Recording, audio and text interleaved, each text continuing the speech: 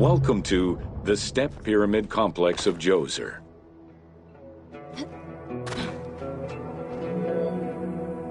The Step Pyramid is at the center of an enclosed complex, comprised of temples, models of palaces, and artificial constructions, all built for the afterlife of Pharaoh Djoser. The funeral complex itself covers 15 hectares and is located on the highest point of the Saqqara Plateau. It's clear from the elaborate detail and scale of the complex that this was a technological marvel of its time. The only fragment of information regarding the design plans of the complex was discovered on a section of stone containing an architectural sketch of a vault. The Step Pyramid is the first monument built of stone. Standing at 60 meters high, it was the tallest of its time. Built 4,700 years ago, it was originally intended as a mastaba, which was a flat-roofed rectangular tomb. Its famous architect, Imhotep, may have felt this was too humble for the great Pharaoh Djoser and began to add the steps.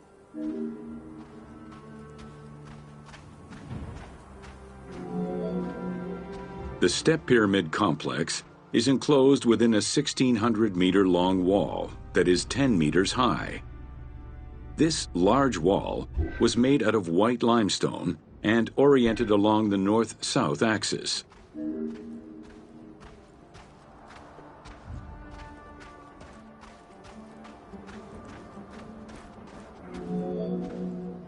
While there are 14 doors, only its eastern door was intended to accommodate the living. The remaining false doors were built as portals for the king's ka to pass through. Along with false doorways, the walls were designed with bastions and steeples resembling a defensive wall. The positioning of these design elements suggest that they were related to the Hebsed festival.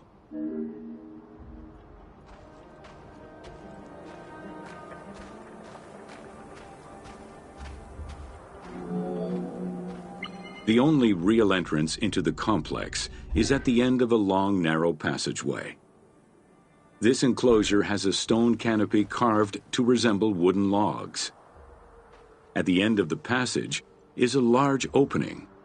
Meant to resemble a doorway, it has carved doors and hinges that are permanently open and immovable.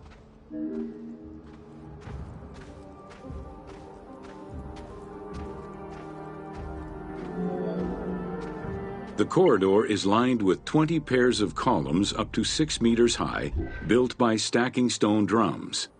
The completed facade was made to resemble reed stock bundles.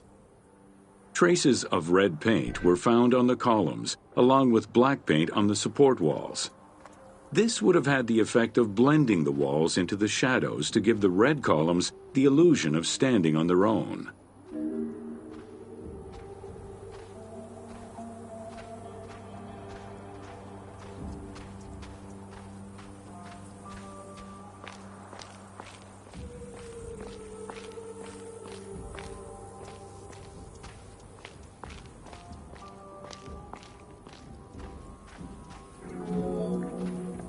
Chambers are located on either side of the columns and are thought to be chapels representing the provinces of Upper and Lower Egypt.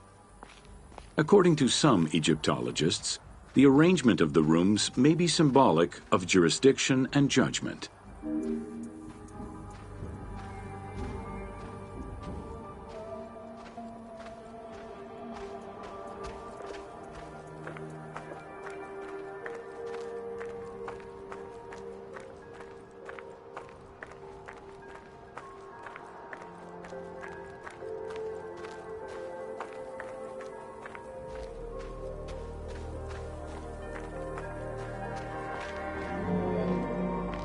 Guarded by a line of carved snakes, this tomb is located at the southern end of the courtyard. The burial chamber is beneath it, down a 30-meter deep shaft. The low-ceilinged chamber resembles a mastaba and is relatively intact compared to the later burial chamber. The tomb is made of pink granite, though there is evidence it was once polished limestone. Too small for a body, It is possible that the tomb was intended for the king's ka, or to hold the canopic jars containing the king's organs. Later traditions in burials would have the canopic jars in the same chamber as the body.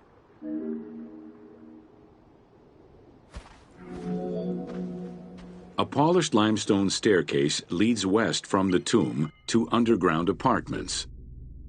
Some of these rooms were intended to accommodate the king and his family in the afterlife. Many large jars of pottery were found, including some that still had deposits of beer, milk, and oil inside them. The false doorways are decorated with reliefs of the king taking part in rituals.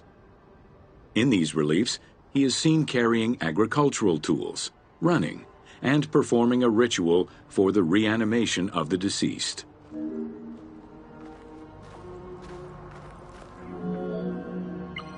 The architect Imhotep chose stone as a building material in order for the complex to last. Following the completion of the initial mastaba, Imhotep devised a burial of more ambitious dimensions. He set about stacking mastabas on top of each other. Evidence shows that the pyramid was enlarged twice by additional cuts into the steps, eventually reaching 62 meters in height and 121 meters by 109 meters at its base.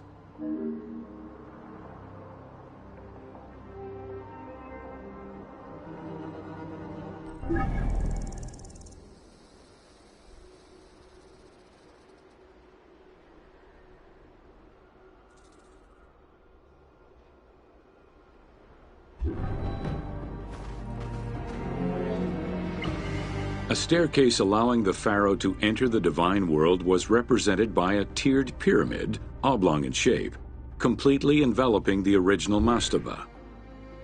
The pyramid itself is a solid structure. All of the chambers and tunnels are beneath the structure.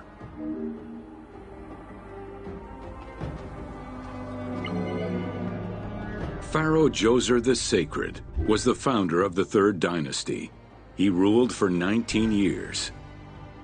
During his reign, he was known as Horus Nedjereket, divine of the body. He was given the name Djoser several centuries after his death as a sign of respect, and he is regarded as one of the greatest pharaohs of Egypt. An apocrypha was drafted in his name during the Ptolemaic period, 2,500 years after his death.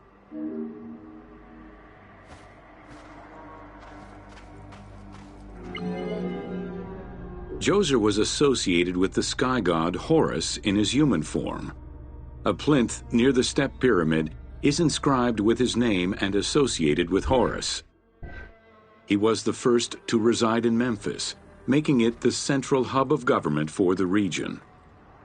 Djoser was known to have built many temples and monuments before the complex at Saqqara. The funerary complex was the first of its kind and would mark Djoser's greatest architectural achievement.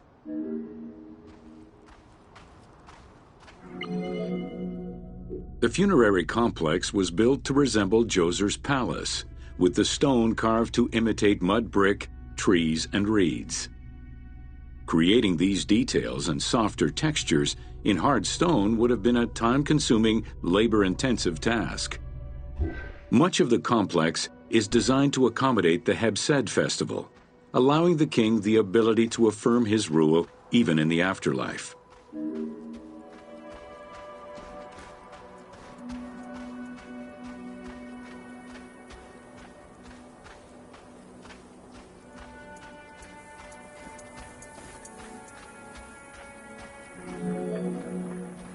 In the corner is a temple referred to as T. This temple is among the most mysterious structures in the complex. Its outer facade is plain, while inside it is decorated with intricate jed pillars and carvings. It's possible that this place was intended to be where the Ka of the king materialized, symbolically visiting the platform of the Hebsed courtyard from the afterlife.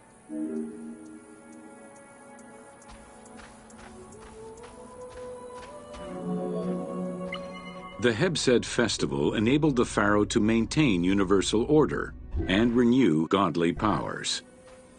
Through a series of trials and religious rites, such as dance, offerings, and visiting the sanctuaries of various deities, the ruler's vital force and divine nature was confirmed.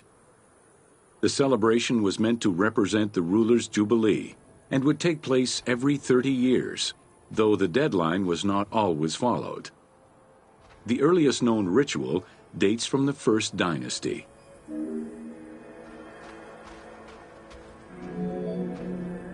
Within the complex of Djoser, southeast of the pyramid, is a dedicated space for this essential ritual to be performed by the king even in the afterlife. The Hebsed courtyard is lined with false chapels and equipped with a platform featuring 2 staircases meant to represent Upper and Lower Egypt.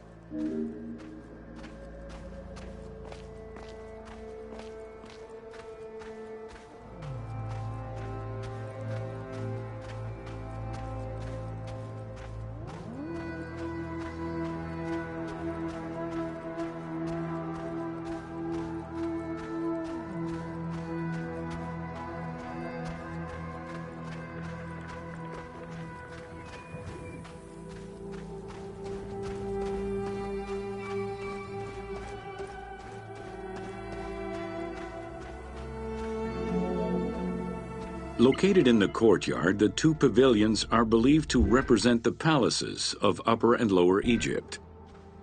Rectangular in shape, the 2 replica structures face one another. Their facade is similar to the chapels of the Hebsed ceremony, with column crowns carved to look like falling leaves. Because Queen Hetep-Hernepti and Princess Inetkas's names were discovered on a stela near the pavilions, it is thought that these funerary chapels were intended for them.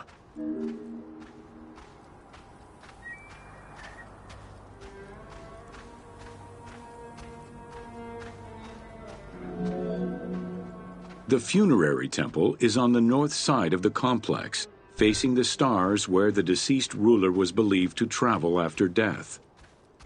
Within this temple was the pharaoh's serdab, or cellar. It is a small, enclosed space with one wall sloped to match the first step of the pyramid.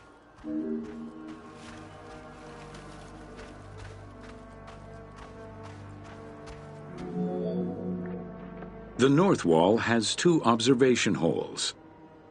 A statue of Djoser is seated on the throne, wearing a mantle and a tripartite wig with a crown known as a Nemes. Representing the king's Ka, this statue looks through the observation holes into the courtyard, enabling the king to observe the ceremonies and receive offerings in the afterlife.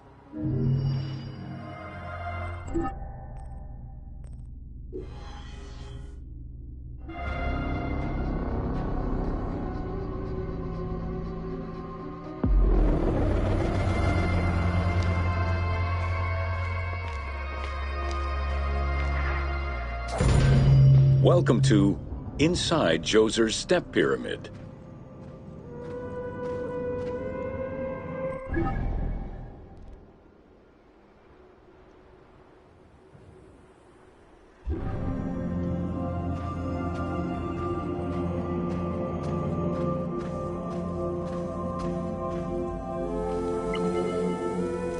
The architect of the Step Pyramid, Imhotep, was a man of great importance to Pharaoh Djoser and ancient Egyptians in general. The base of a statue of Djoser, discovered in 1926, celebrates Imhotep as a carpenter, sculptor, stonemaker, and chief of the seers. Little is known of Imhotep's day-to-day life. While he is credited for writing medical texts, it is for his role of architect that he is most famously known.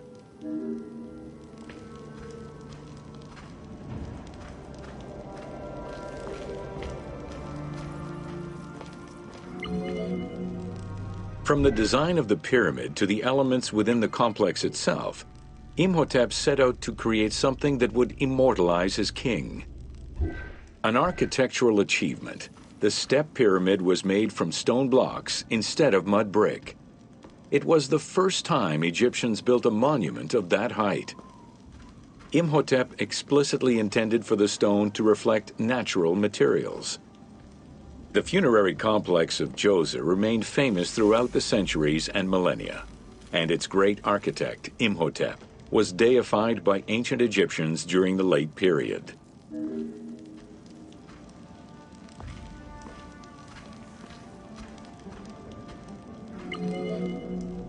In addition to the central subterranean palace built for Djoser, 11 wells were dug. Each went to a depth of 33 meters and connected with a horizontal gallery extending for about 20 meters. The first 5 galleries were intended for members of the royal family.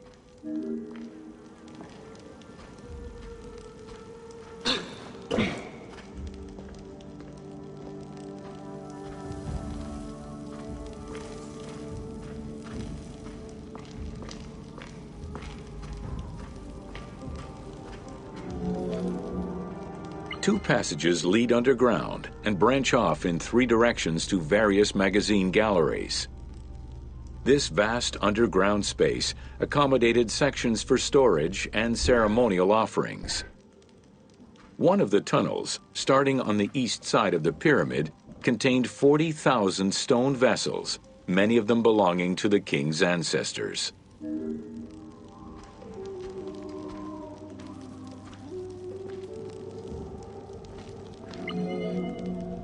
The burial chamber of Djoser is located at the bottom of a 28-meter-deep central shaft. According to Egyptologist Jean-Philippe Lauer, the chamber was originally made from polished blocks of limestone, while its ceiling was decorated in 5-pointed stars. At some point, however, the limestone blocks were replaced entirely by pink granite blocks, leaving behind only fragments of limestone blocks decorated with stars.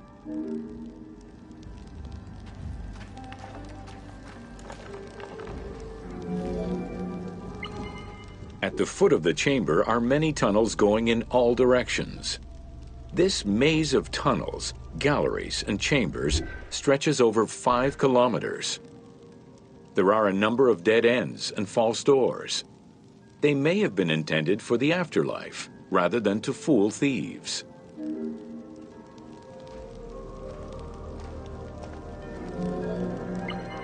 Unlike the Great Pyramid of Giza, or Menkaure, the Pyramid of Djoser does not have any extra openings dug out by thieves. There was no need for them. Because of the easy access into the tunnels and along the corridors, thieves had little trouble clearing out the temples once inside. It is unknown when the mummy of Djoser was stolen. All that remained was a left foot, found by French Egyptologist Jean-Philippe Lauer in 1934.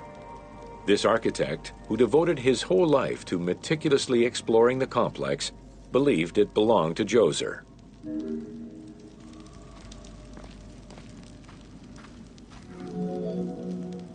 The Pharaoh's apartments, also known as the Blue Chambers, are decorated with blue-green tiles meant to imitate the reed matting that covered the walls and windows of his palace.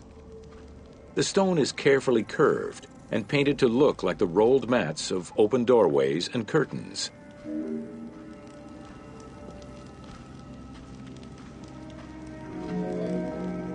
There are 2 long rooms running side by side along a north-south axis. The south room has false doors separated by stone panels, while the north room is a corridor which allows access to side chambers. Nearby chambers originally housed the pharaoh's treasures.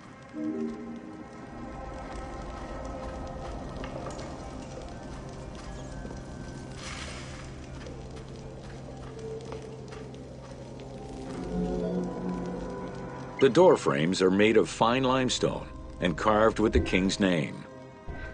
As in the south tomb, reliefs are carved into the doorways. These reliefs show the king performing rituals and visiting divine sanctuaries for all eternity.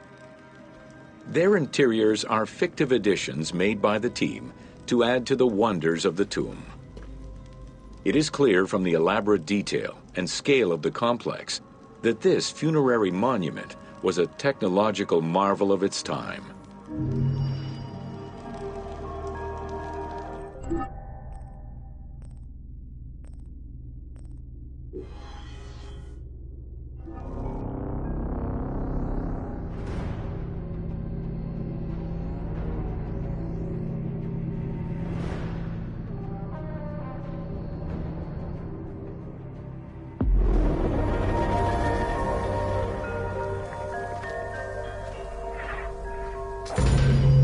Welcome to Sneferu's first pyramid.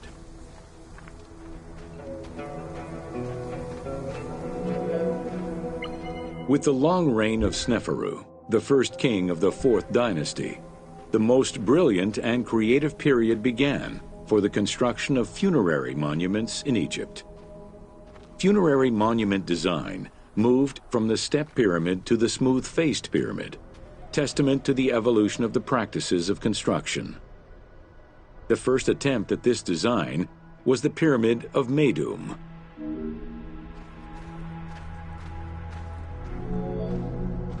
While Sneferu's monument started as a 7-stepped pyramid, it was later altered into an 8-stepped structure. The final phase of construction saw the steps filled out and an outer casing applied to achieve a smooth surface.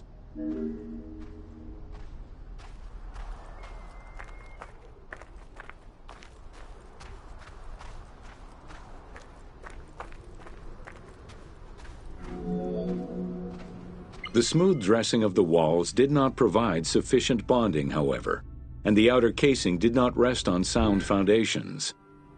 As a result, the bases of the 4 outer buttress walls gave way, causing the walls to slide down and collapse. While the Meidum Pyramid was abandoned due to design flaws, it showcased other innovations that would impact all future pyramid designs. As well as the smooth sides, it was the first time a ceremonial pavement was built, leading from the valley to the temple of the pyramid. Another innovation was that of the funerary chamber, which was no longer at the bottom of a well, but rather above ground level. This change signaled the beginning of the 3-bedroom system.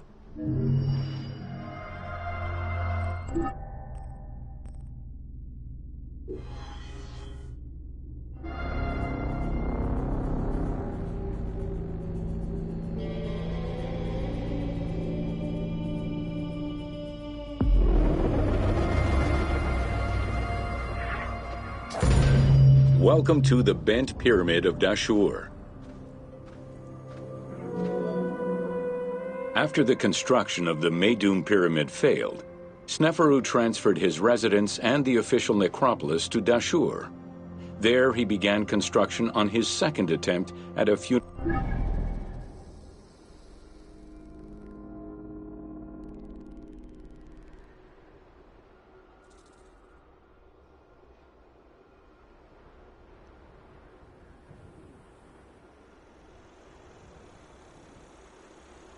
monument. The resulting structure, known as the Bent Pyramid, is the only one of its shape in Egypt.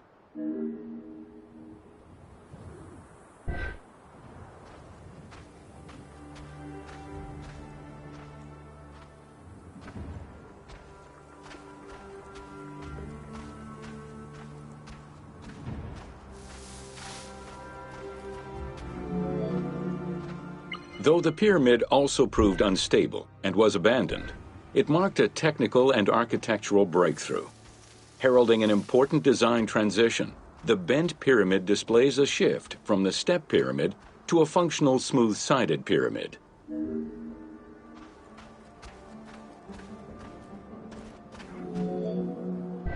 The Bent Pyramid was unique in having 2 separate entrances, one on the northern face and another on the western face. The chamber of this pyramid was too small for a human burial. It was probably meant for the burial of a statue designated to house the Ka, the vital spirit of the deceased king.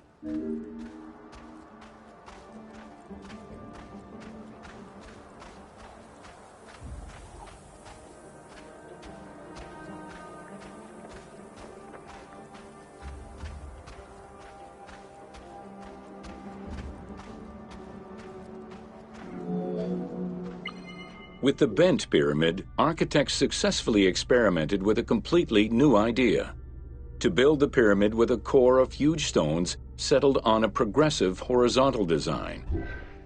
This way, each construction phase could be completed in a single stage, allowing the architect complete control over every design element. Unfortunately, these precautions did not prevent sagging or cracks in the interior rooms of the pyramid. Sneferu abandoned the monument and began the construction of yet another pyramid.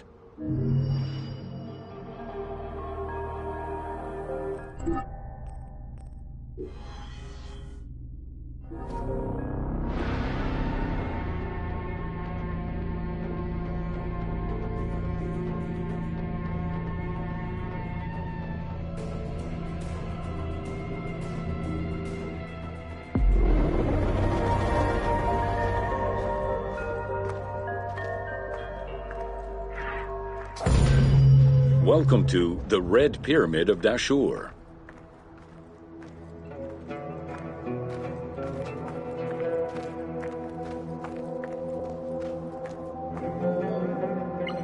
The Red Pyramid was built 2 kilometers to the north of the Bent Pyramid. It was so named due to the reddish limestone used in its construction. The Red Pyramid reached a height of 105 meters. While the ground level of the Red Pyramid is lower than that of the Bent Pyramid, its height is virtually the same. The task of making the pyramid a geometrical, true flat-face pyramid brought about yet another new design concept: the use of casing blocks.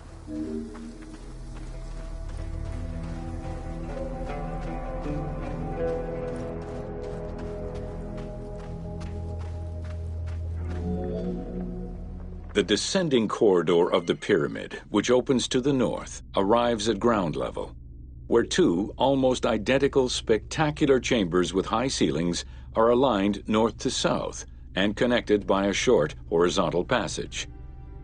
In the south wall of the second chamber, accessed by a staircase, another corridor leads to the final chamber, which is built within the masonry of the pyramid itself and aligned east to west.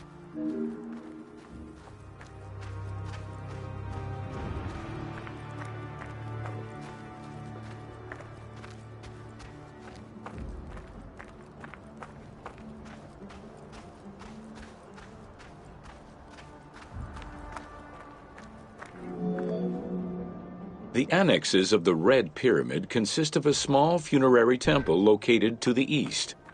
A causeway presumably ran due east from the temple, but it has yet to be excavated.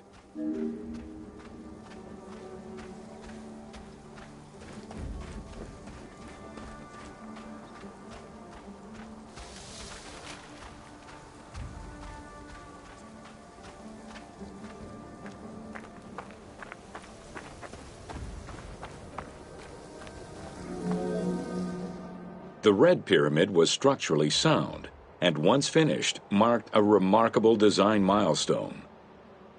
Finally successful in his attempts to build himself a suitable funerary monument, Sneferu knew his future beyond death was assured.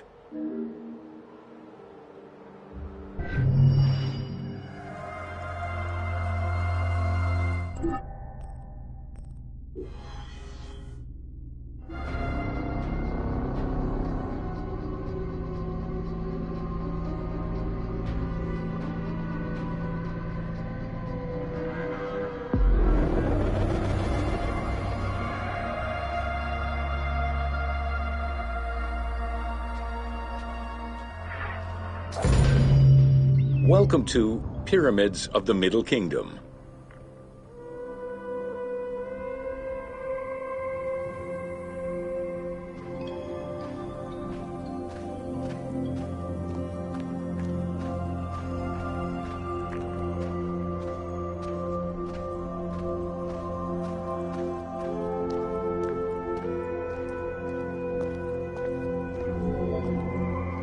During the Middle Kingdom era, the powerful rulers of the 12th dynasty resumed the tradition of elaborate pyramidal tombs. For example, Amenemhat I built a funerary complex in Lisht, and Senusret II selected the Elahun site in the Fayoum. Amenemhat II and Sesostris III, however, cast their favor towards Dashur. Amenemhat III built a pyramid there as well before moving to Hawara in the Fayoum.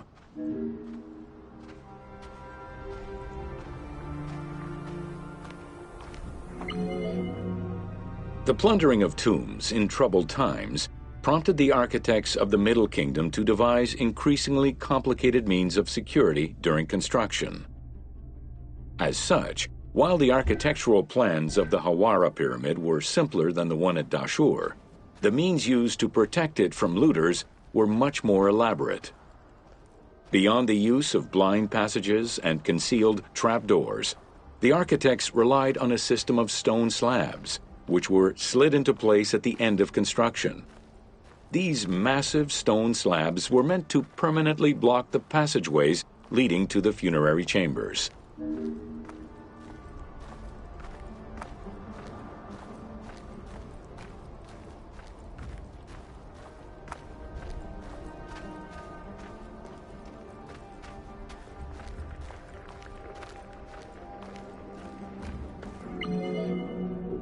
The kings of the 13th dynasty began building their pyramids at Mazguna, south of Dashur, then moved on to Fayum and Abydos.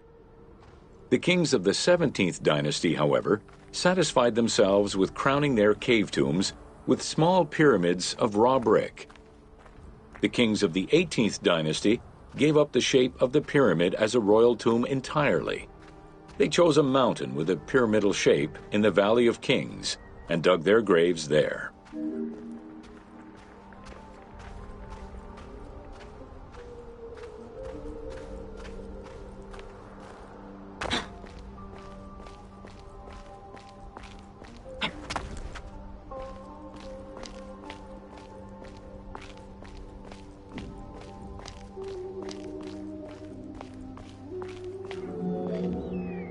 It was not until the Nubian pharaohs of the 25th dynasty that kings were once again buried under pyramidal tombs.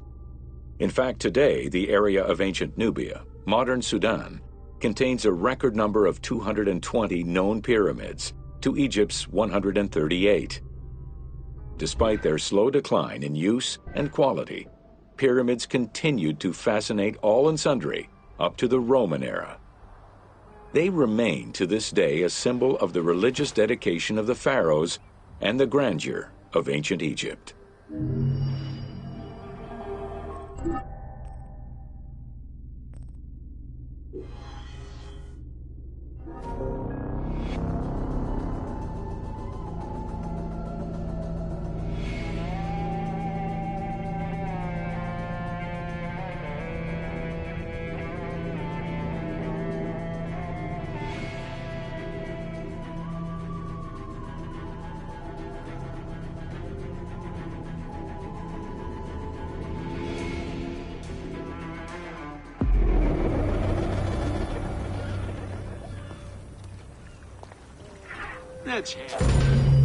Welcome to an overview of the Giza necropolis.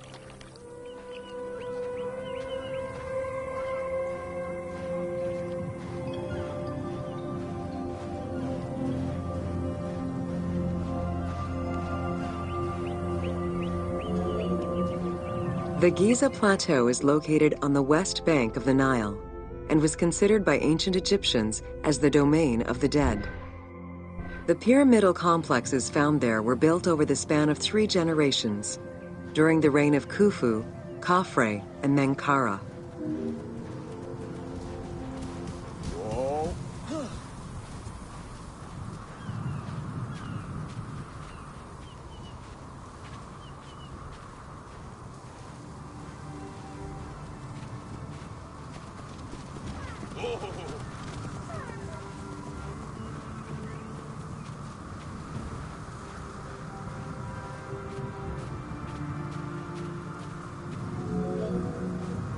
The Giza area, now famous for its 3 pyramids, is part of a wider grouping of funerary complexes. Rulers from this period generally elected to be buried in the area. The focal point of the entire region was the city of Memphis, chosen as the capital of Egypt at the beginning of the Old Kingdom.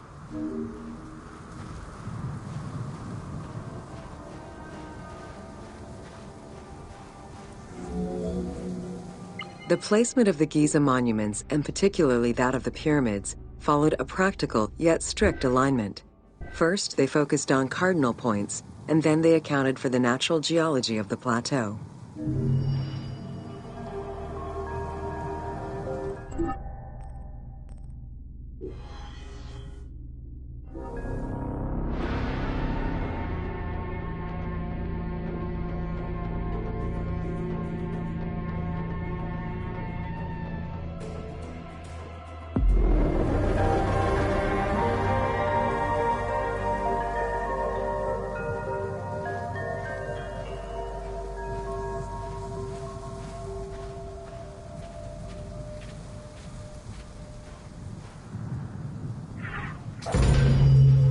Welcome to The Riddles of the Sphinx.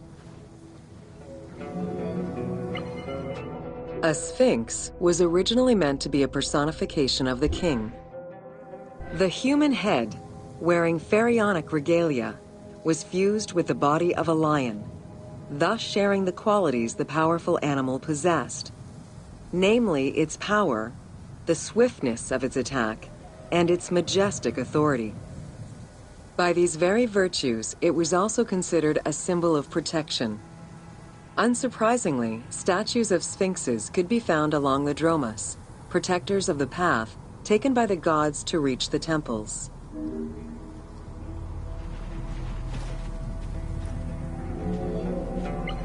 Over the centuries, enthusiasts and historians alike have wondered, who built the Sphinx? For what purpose? And who does it represent?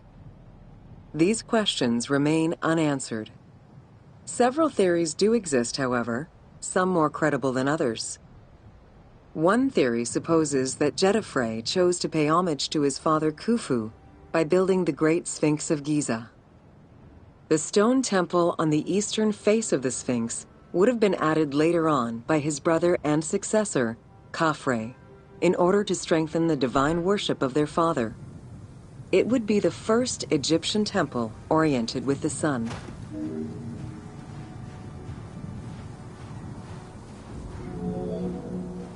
Another theory suggests that the Sphinx was built by Khafre and was meant to represent him. The arguments to support this hypothesis are based on the fact that the limestone beds used for the main work of the Temple of the Sphinx are geographically and architecturally similar to the Valley Temple of Khafre. Some believe that Khufu himself built the Sphinx, which was later finished under his successors, Jedefre and Khafre. These arguments are based on the stylistics of the engraving, the typology of the nemes, and the absence of a beard at the time of construction.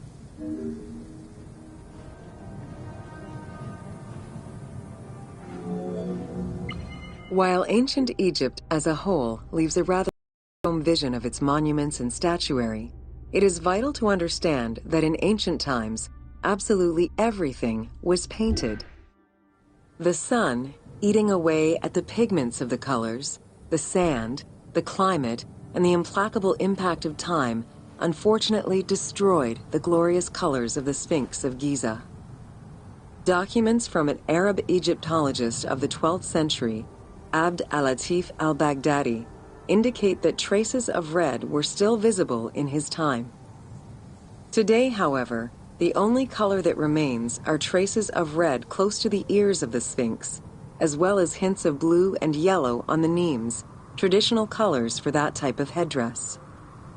The pigments for the color red were man-made, obtained by mixing different products such as clay, quartz sand, and very finely crushed hematite.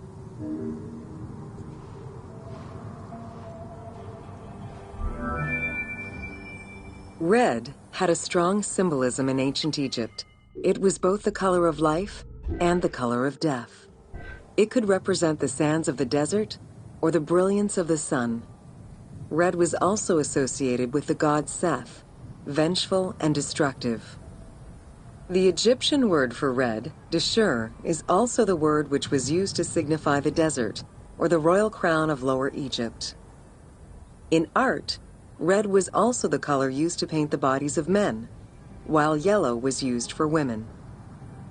It is possible that there were also color restoration efforts during the Saite period about 600 years before Cleopatra's rule, as indicated by notes on the inventory stele, discovered in 1858 by Auguste Mariette. It is because of this that the team made the decision to display it with its full range of colors, even though the Sphinx's colors would have likely faded by Cleopatra's time.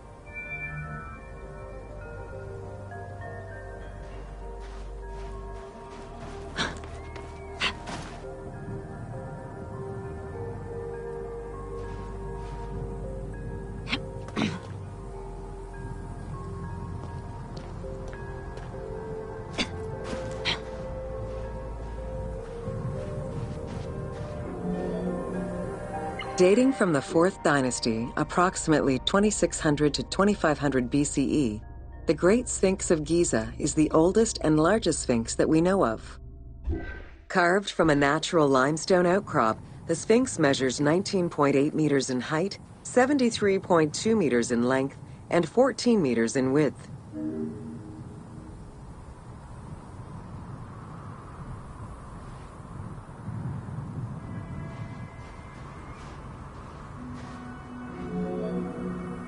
Dating from the 4th dynasty, approximately 2600 to 2500 BCE, the Great Sphinx of Giza is the oldest and largest sphinx that we know of.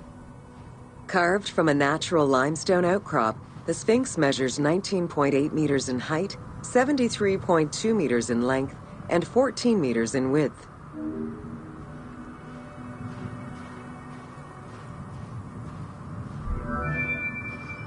In order to bring polish to the imposing monument, several blocks of limestone were added after the initial construction phase. Since then, there have been numerous attempts at preservation. The polish present in the game integrates some aspects of modern restoration attempts. The team made this choice to present a more iconic version of the Sphinx of Giza to the player. Today, the Sphinx is called the Terrifying One. This appellation is translated from its Arabic name, Abu al-Hol, which in turn was derived from Baluba in Coptic.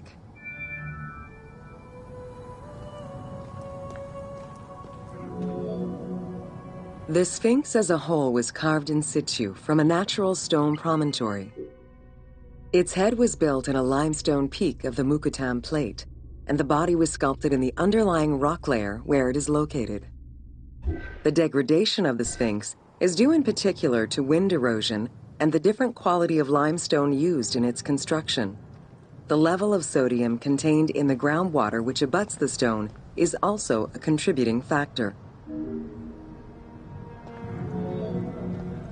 The natural bedrock is seen through the oblique natural strata of the Sphinx's body that are similar to the surrounding limestone.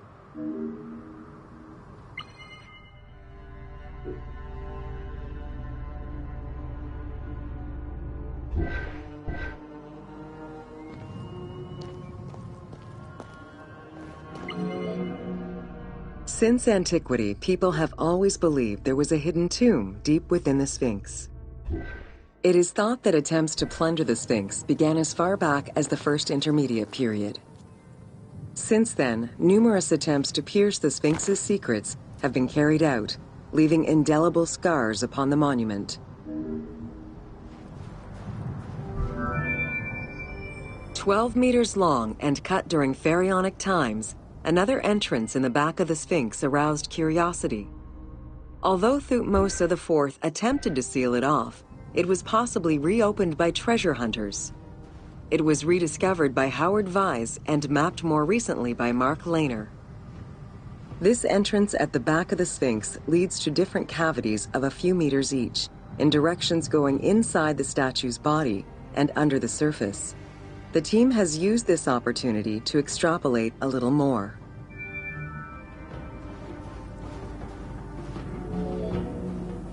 While there have been no major discoveries pertaining to the Sphinx of Giza in recent years, theories and hypotheses continue to emerge. Without validation provided by archaeological sources, however, they remain unsubstantiated.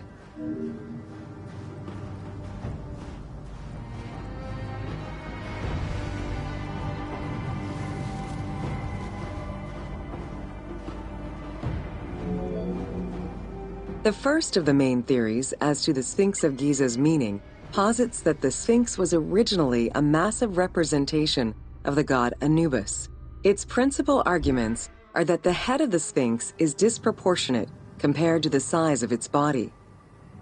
The second theory believes that the representation of two sphinxes on the stela of Thutmose IV would indicate that another stone sphinx had existed on the site itself, possibly even in paired symmetry on the other side of the Nile. However, neither of these theories can be verified in any way.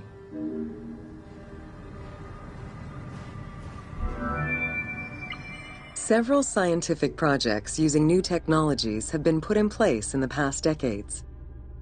The most important was led by Mark Lehner and his team, who specialize in the study and survey of the Giza Plateau, including the Sphinx site. The mapping made it possible to see the materials used to construct the Sphinx, analyze the different layers of erosion, and figure out the most fragile areas to protect.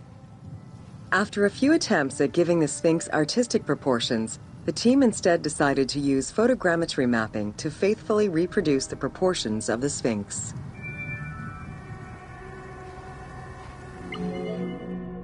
What the Sphinx of Giza represented during its construction and how the Sphinx was perceived by the Egyptians of the New Kingdom are two very different matters. Originally a representation of the king imbued with the power of the lion, the Sphinx was eventually viewed as a direct representation of the Most Divine. It is theorized that kings of the New Kingdom believed that the Sphinx of Giza was the one who recognized and legitimized the ruler of Egypt. Thus, despite the fact the Sphinx of Giza was partially buried under the sand during his reign, Amenhotep II knew that the monument was of great importance.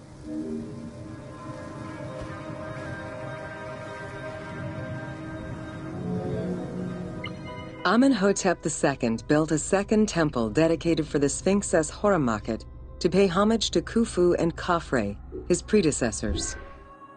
It became a common habit for this dynasty to spend time with their royal courts at the Sphinx. Its sanctuary became known as Setepet, the Chosen.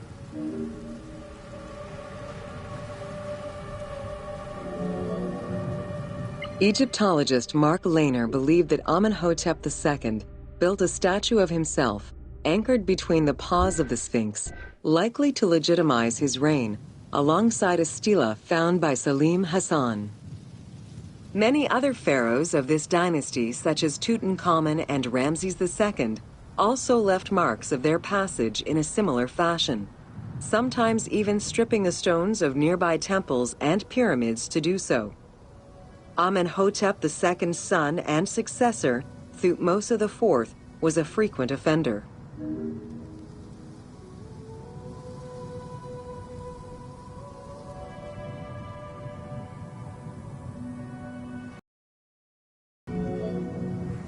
While sleeping between the Sphinx's paws, the future Thutmose IV saw in a dream the god Horemakhet proclaiming his coming accession on the throne of the two lands.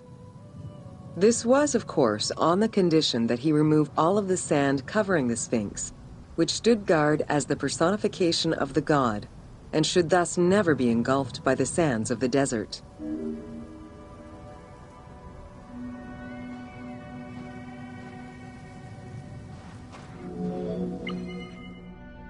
The 15-ton dream stela built by Thutmose IV to commemorate his dream was discovered by an Italian Egyptologist, Giovanni Battista Caviglia, in 1818, when he undertook the task of freeing the Sphinx from the sand, which had, yet again, covered it. Caviglia was looking for an entrance into the structure of the Sphinx, but instead he discovered an open-air chapel and stelas between the paws. Ashes from a ceremony were still present. Protected by sand, they quite possibly were from the last ceremonies in Roman times.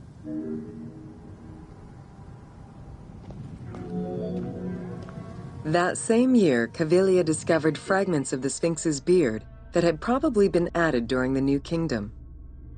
If many of these pieces are held by museums in Cairo, a fragment is displayed at the British Museum, along with a piece of the uraeus that was on the Sphinx's headdress.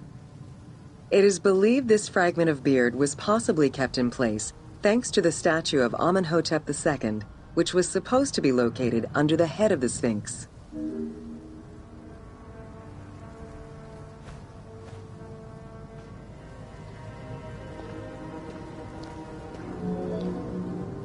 A popular cultural legend purports that the nose of the Sphinx of Giza was lost during the time of Napoleon Bonaparte to the cannon fire of French soldiers in training. However, engravings from before the time of that campaign already depicted the Sphinx without a nose, indicating that it had been removed before the French campaign.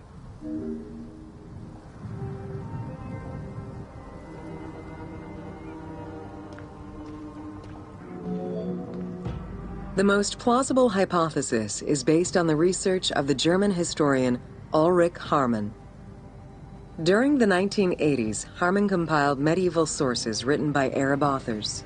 In doing so, he discovered that the Sphinx was once perceived as a favorable omen, a deity supporting sediment-nurturing floods and crops. Around 1378, a Sufi by the name of Muhammad Sa'im al-Dar could not stand this vision of the monument, and in an iconoclastic act, broke the nose of the Sphinx. According to the texts, he was then hanged and burned between the legs of the Sphinx for his crime.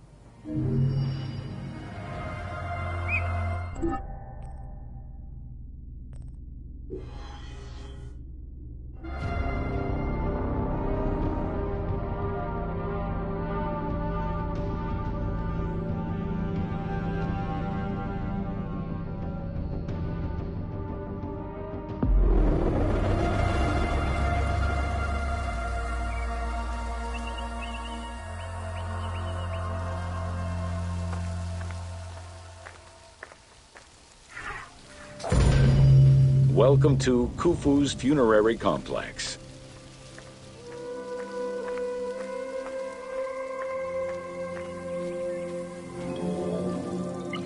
The Valley Temple was the first architectural component encountered when one entered the funerary complex.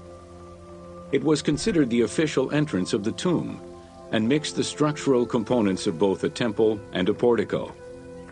Khufu's Valley Temple shows evidence of a basalt pavement, letting us know where the portico portion of the structure was located. Such a partition is believed to symbolize both the subterranean and solar aspects of the afterlife.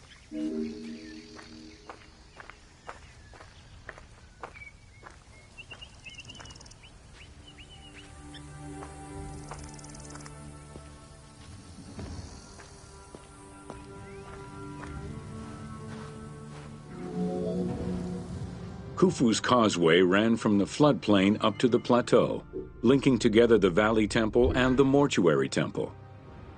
A traditional causeway presented itself as a paved path, enclosed by walls and often roofed.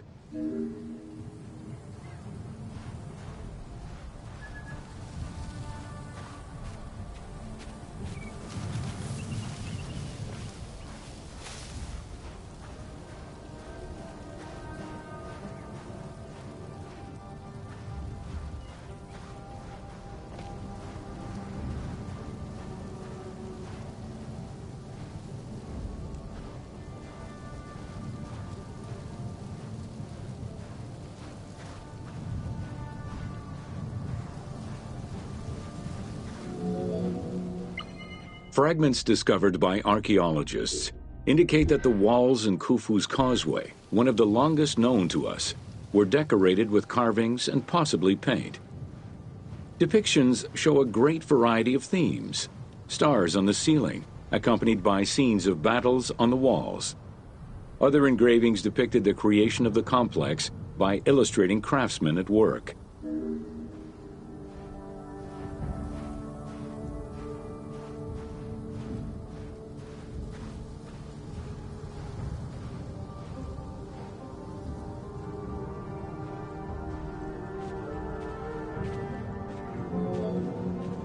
The most impressive private cemeteries of Giza are located east and west of Khufu's pyramid.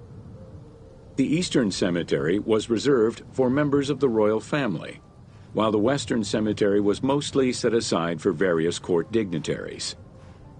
In both areas, private tombs, also known as mastabas, were aligned and laid out methodically in streets and avenues.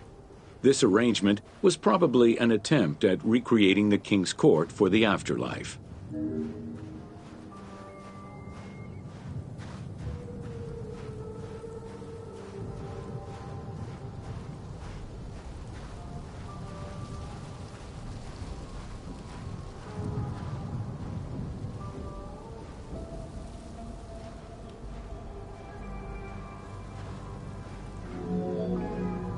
To the east of Khufu's pyramid reside three smaller constructions, the three Queen's Pyramids.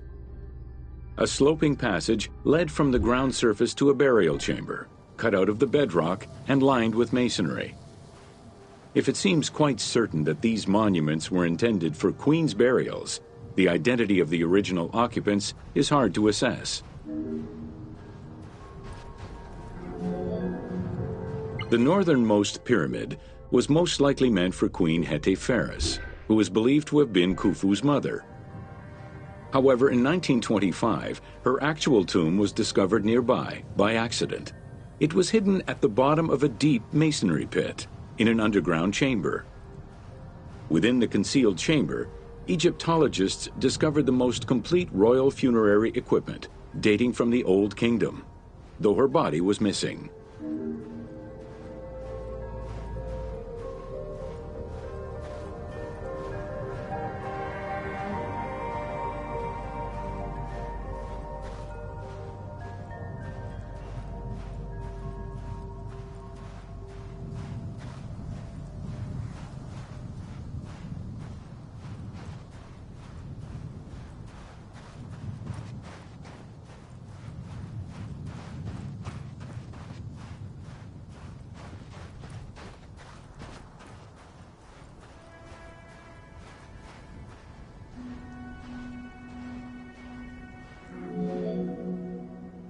Within the vicinity of Khufu's pyramid, Egyptologists have uncovered 7 boat pits. The exact function of such boat-shaped pits remains unconfirmed, though one can easily conjecture that it was symbolic in nature. The boat pits being located at the eastern side of the pyramid, at the precise spot where the resuscitated king was supposed to reappear, could constitute evidence to support such an assumption.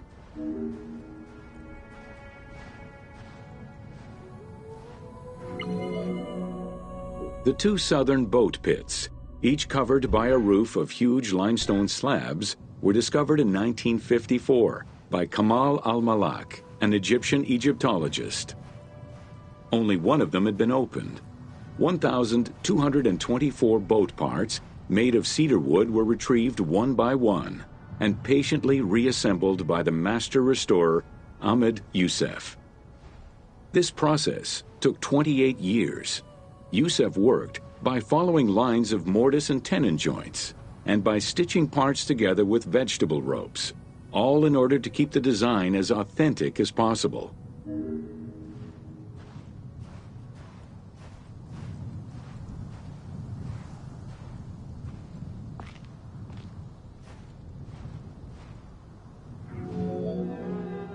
The Greek term pyramidion refers to the capstone of a pyramid or the tip of an obelisk. In ancient Egyptian, both components were called benben. This word was also used for a specific kind of food, a cone-shaped offering made of bread. The pyramidion was intended to be a miniature reproduction of the pyramid, making it equal to the monument itself in symbolic importance.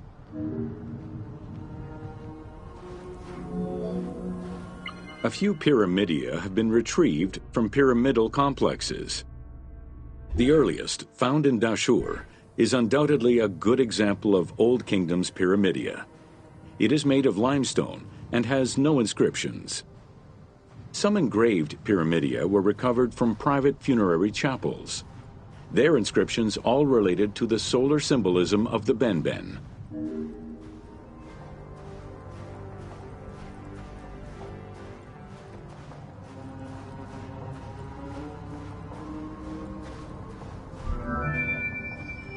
The pyramidia of the pyramids of Giza were never recovered.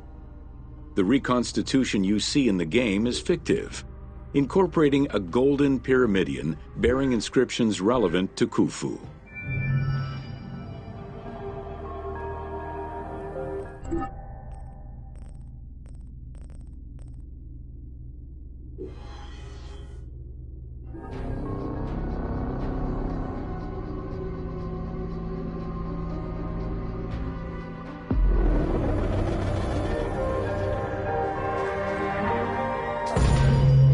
Welcome to Secrets of the Great Pyramid. Built around 2550 BCE, the Great Pyramid of Giza is considered one of the most iconic structures of Egypt. It is the biggest of the pyramids and the only one of the 7 wonders of the ancient world still standing. The numbers associated to the Great Pyramid of Giza are impressive.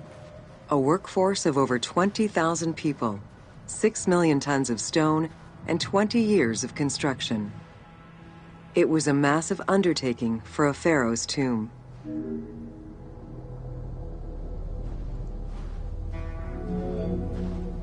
The construction of the Great Pyramid was also a display of power and opulence on the part of Khufu. It is part of the pharaoh's vast funerary complex, which also includes 2 temples, 3 satellite pyramids, a causeway, and a builder's necropolis.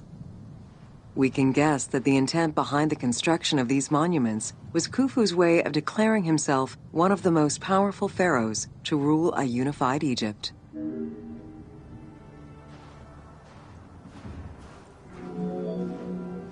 New insights into engineering and ancient Egyptian culture are still being revealed over 4,500 years later. For example, a recently unearthed papyrus offers a glimpse into the life of a tradesman at the time of the pyramid's construction. Also, a logbook belonging to a team leader during the building gives details on the craftsmen, their work schedules, and the raw materials required.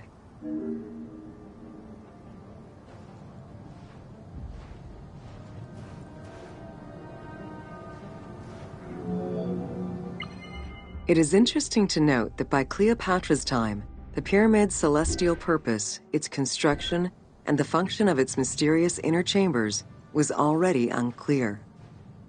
Today, it is only through dedicated research that we have begun to grasp some of the Great Pyramid's mysteries.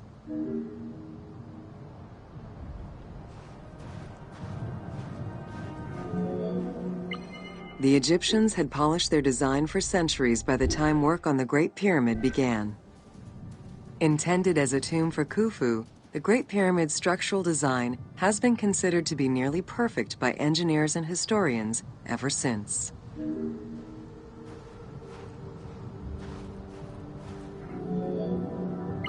Precisely oriented north-south to the 4 cardinal points of a compass, the length of each side of the Great Pyramid at its base was 230 meters, and its original height was 147 meters. The pyramid is a mere 0.05% error away from being a perfect square.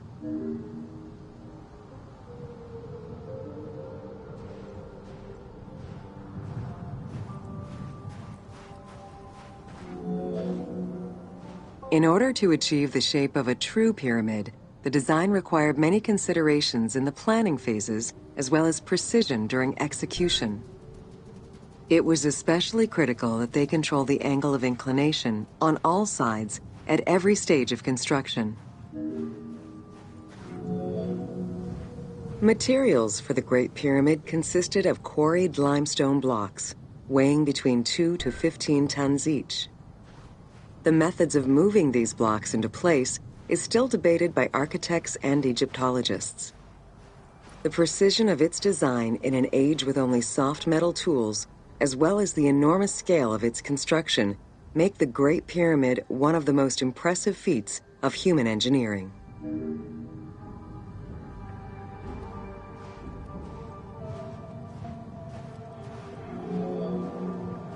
It's estimated that it took between 600,000 and 2 million blocks of stone to build the Great Pyramid.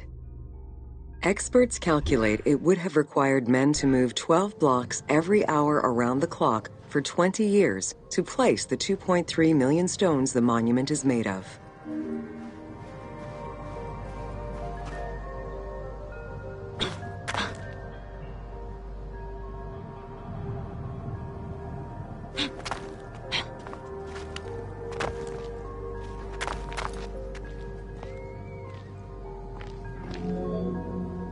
While the interior chambers were built with red granite from Aswan, most of the pyramid was made from local limestone, weighing between 2 to 15 tons per block. There is debate on how the pyramid stones were moved into place. Recent research is exploring the idea that it was built around a large interior ramp.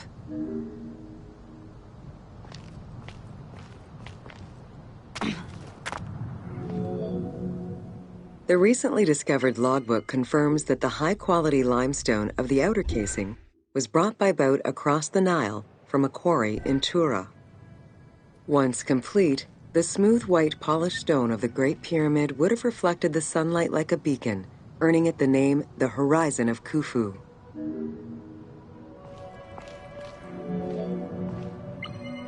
Over the centuries, thieves and travelers attempted to access the Great Pyramid numerous times.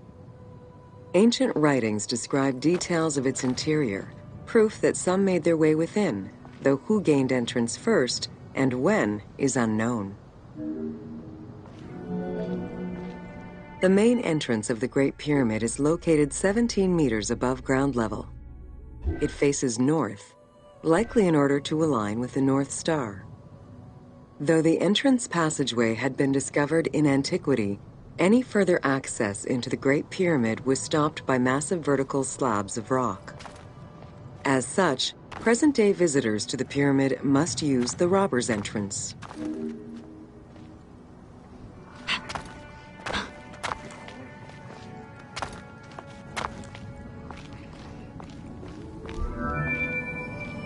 The robber's entrance is reported to have been opened in the 9th century by Caliph al-Mamun. In search of treasure, the Caliph had his men dig their way inside the Great Pyramid. The most likely scenario is that they enlarged a corridor which had been created by tomb robbers during antiquity. As such, this is how the team can justify access to this wonder.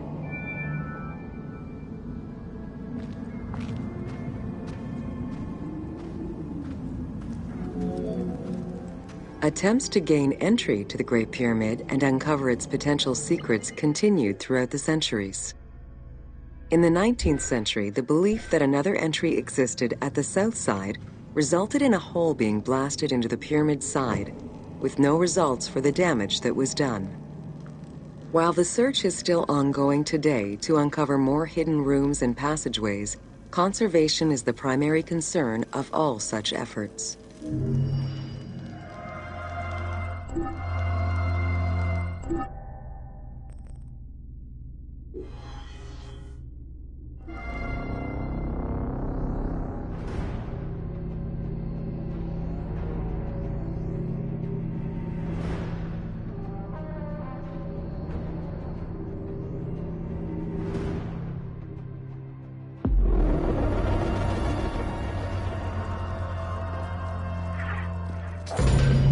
Welcome to the Great Pyramid, Subterranean Chamber.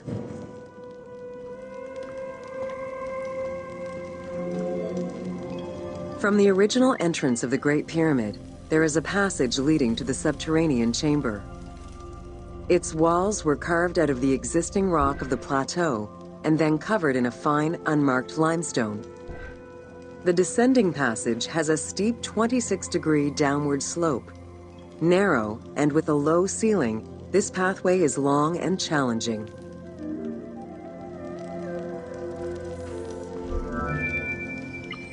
While the original passage was 145 meters long, the team reduced its length and made it both wider and higher.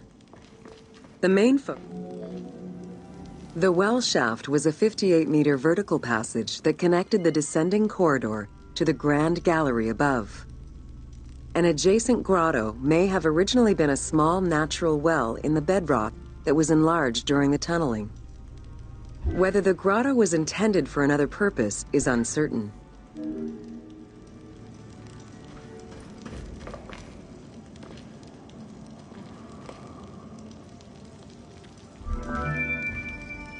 While the original passage was 145 meters long, the team reduced its length and made it both wider and higher.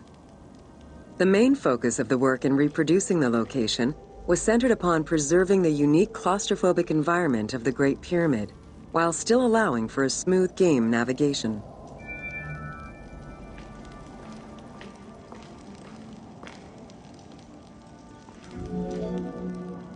There is much speculation over the purpose of the well shaft.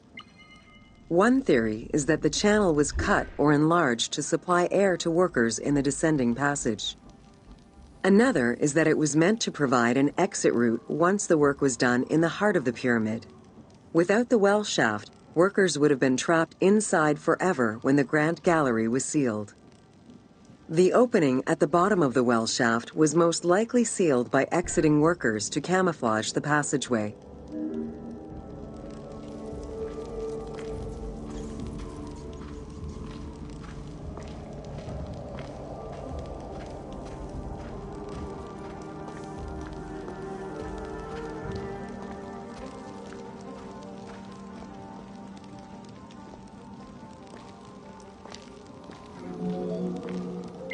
There is a subterranean chamber at the end of the descending corridor, 30 meters below the Giza Plateau surface. Dug directly into the bedrock, the space is wide with a ceiling 3 meters in height. Its floors and walls are rough and uneven, indicating that it was never completed.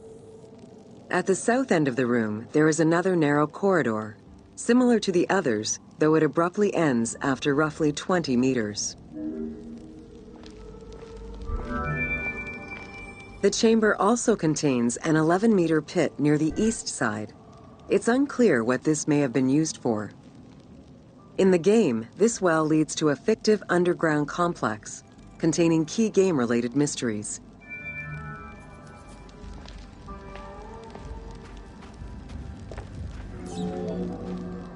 The subterranean chamber's original purpose remains a mystery. One popular theory is that it was originally meant to be Khufu's burial chamber, but the pharaoh changed his mind, preferring to be buried higher up in the pyramid, which would explain the chamber's unfinished state.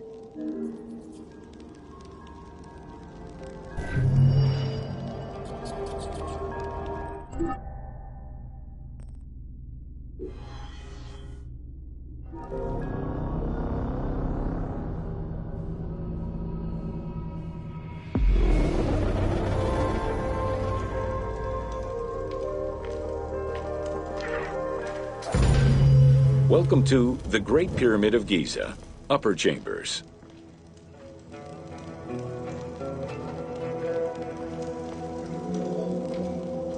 At the entrance of the ascending passage are 3 granite flagstones estimated to weigh up to 25 tons each. They were used to protect the Great Pyramid from thieves. Undaunted by the granite blocks, the thieves simply dug into the softer limestone around them, thus creating the robber's entrance.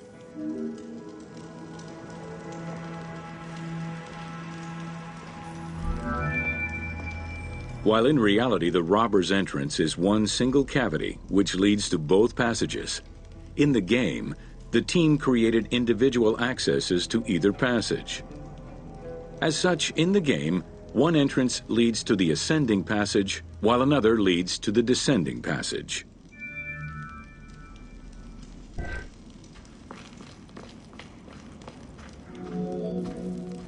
The ascending passageway of the Great Pyramid provides a direct path into the Grand Gallery and is accessed 30 meters from the entrance along the descending corridor. Both corridors have similar dimensions and are designed with the same 26-degree incline.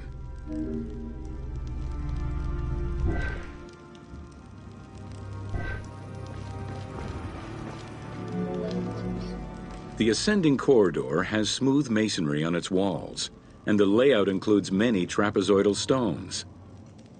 Both the floor and ceiling of the passageway indicate that the passage was enlarged, possibly during or after the funeral, to allow workers room to move granite blocks meant to plug the corridor.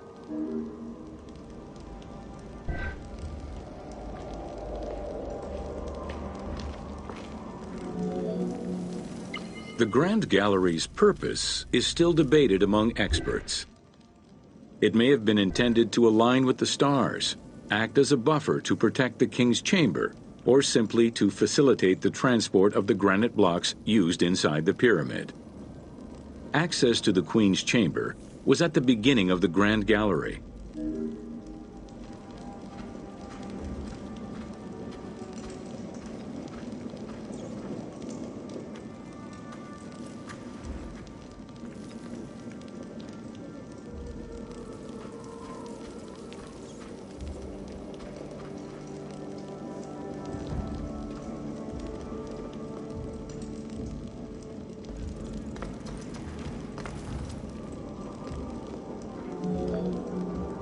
Though this room is referred to as the Queen's Chamber, it is believed that there was no queen buried here. Based on their knowledge of earlier pyramids, Egyptologists believe it was more likely intended as the king's serdab, a chamber meant to contain the Ka statue, which would in turn house the king's spirit.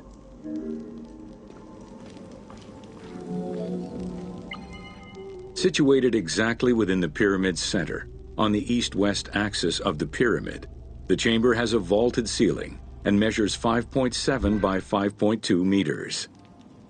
In the eastern wall, there is a niche tucked away in a small corbelled archway, which may have originally held the Ka statue. Behind this niche is another smaller hole, possibly dug out by thieves in search of further treasure.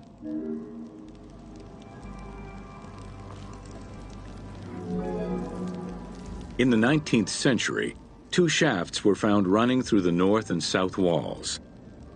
They each run in a horizontal line for 2 meters before sloping upward, and both are closed off with limestone blocks fitted with copper handles. Whether they were intended as ventilation shafts for workers or a celestial connection for the pharaoh's spirit is unconfirmed.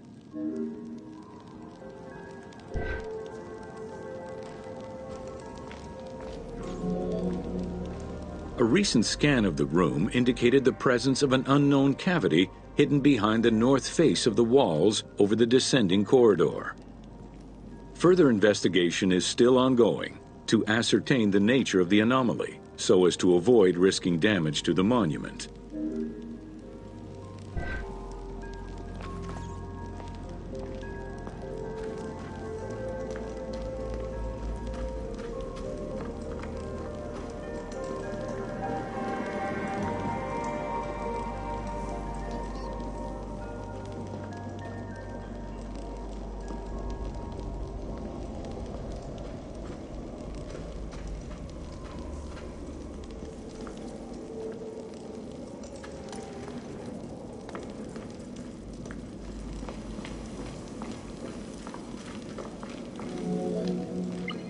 Khufu's architects were possibly influenced by earlier rhomboidal pyramids when designing the gallery. It is the longest corbelled vault ever built, measuring 47 meters long and 8.6 meters high. The walls were made to taper inward, allowing for better distribution of weight. As a result, the ceiling measures just over a meter wide at its highest point.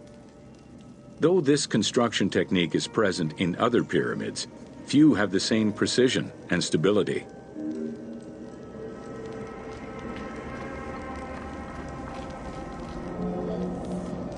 While the space is visually dramatic, the gallery seemed to serve a practical function, though what exactly remains uncertain.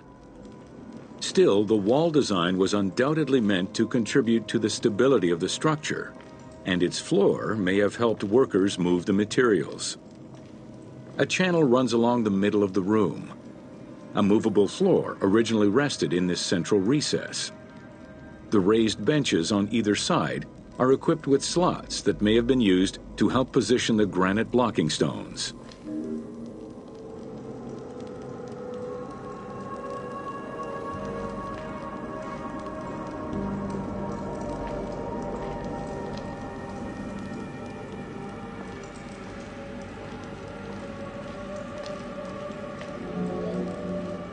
At the end of the Grand Gallery is the entrance to the antechamber leading to the King's Chamber.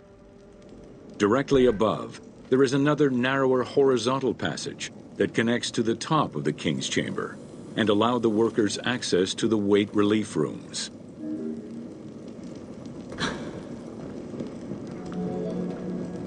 The far end of the grand gallery leads to a small antechamber with a portcullis, preventing access to the king's chamber. The portcullis was composed of 3 separate granite slabs. They were designed to be lowered into place and seal the chamber after the burial of the king. The grooves dug out to hold the slabs in place are still clearly visible to this day. The elaborate locking system was composed of a series of grooves for the ropes and pulleys that dropped the stones into place.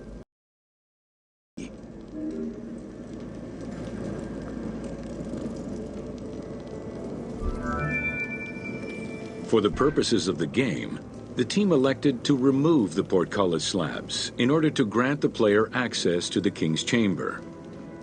In reality, workers would have backed out of the room after the funeral, lowering each slab into place behind them one at a time.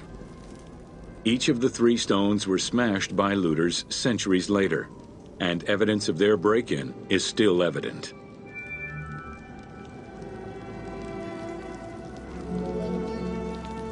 The king's chamber is built entirely out of red granite.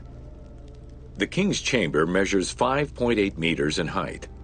It has an imposing cover of 5 stacked levels above, with granite beams weighing 25 to 40 tons each. The uppermost level is surmounted by a vault of stones, arranged in chevrons to bear the enormous structural load.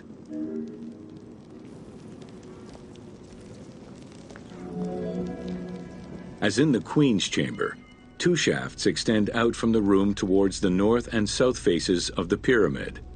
They measure nearly 64 meters until they are blocked by copper-handled granite plugs.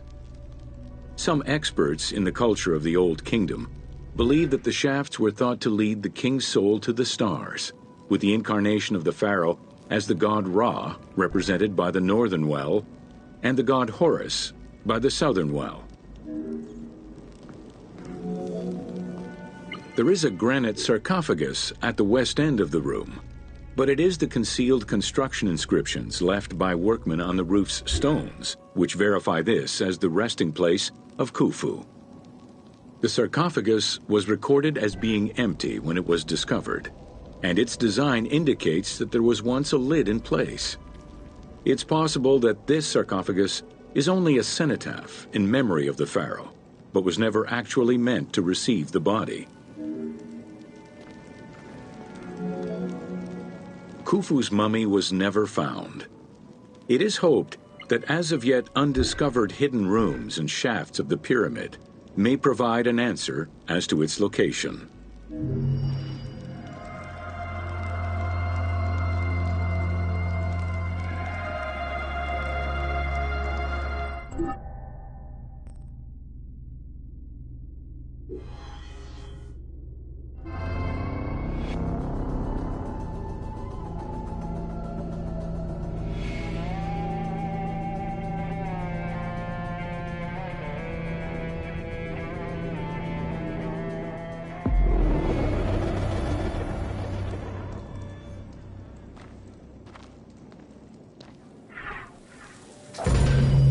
Welcome to Jean-Pierre Houdin's Theories.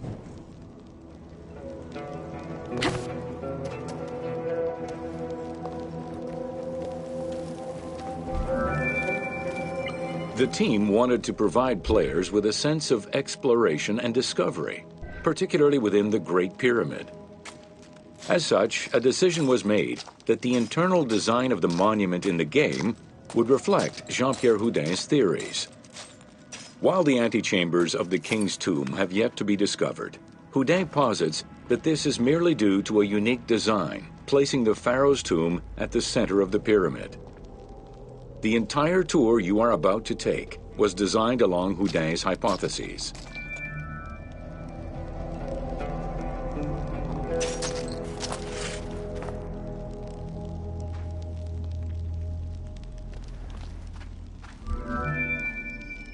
While respecting Houdin's hypothesis as to the general layout of the antechambers, The team wanted the contents to enhance the game experience.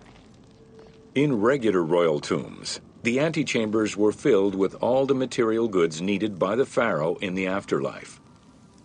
To support the feelings of discovery and awe, the art team created a unique and fantastical treasure in this second antechamber.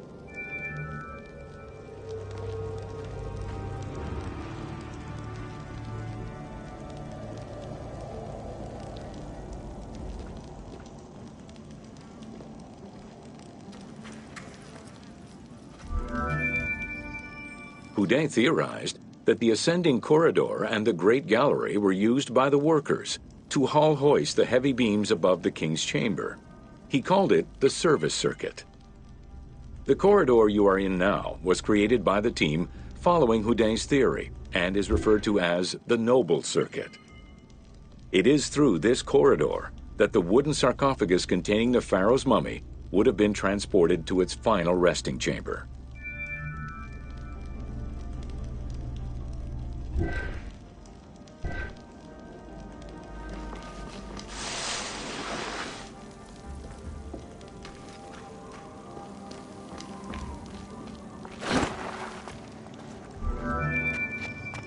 With this structure in mind, one can easily assume that the pyramid's entrance would have been connected to the two antechambers.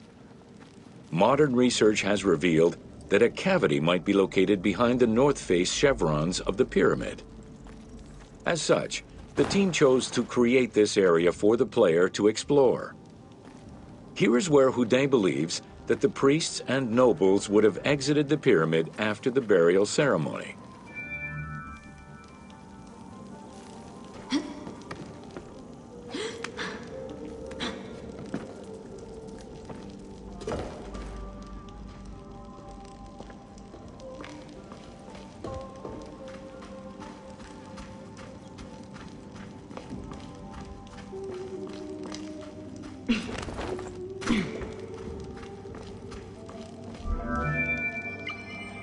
Many theories regarding the construction of the Great Pyramid rely on the usage of external ramps. However, Houdet believes an external ramp would have been too steep for the upper portion of the pyramid. This is why he posits that there were two ramps. An external ramp for about half of the height of the pyramid, which then became an internal ramp for the second half.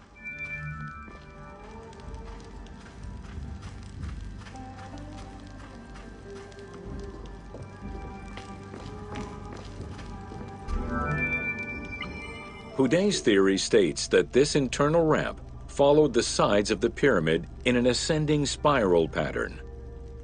A notch discovered in the edge of the Great Pyramid, known as Bob's Room, seems to support this theory.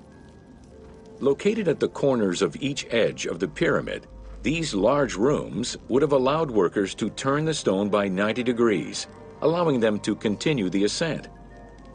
The team chose to create rooms such as this one, bringing Houdet's hypothesis to life.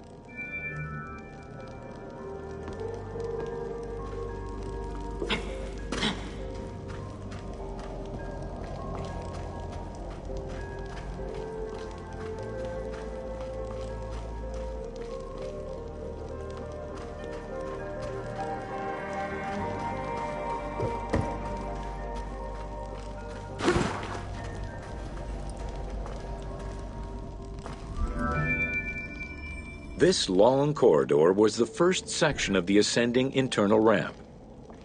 Through it, the blocks used to build the Great Pyramid would have been carefully moved upward and then turned at each edge of the pyramid in order to continue their ascent. Though the team only created the main ramp for the game, Houdet posits that this ramp had two levels, allowing workers to return safely to the bottom thanks to an additional corbelled upper section.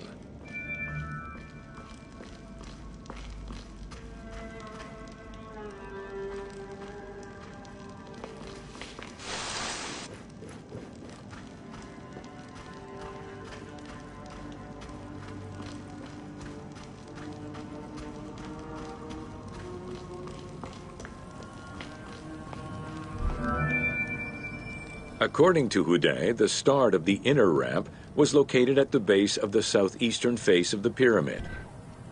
This location would have been the junction point of the external and internal ramps. Below us, workers would have built the lower part of the pyramid with the external ramp before eventually switching to the internal ramp for the middle and upper sections of the pyramid. At that time in the process, they could have reused the material of the external ramp to fill the center of the pyramid, hauling the stones in through the internal ramp.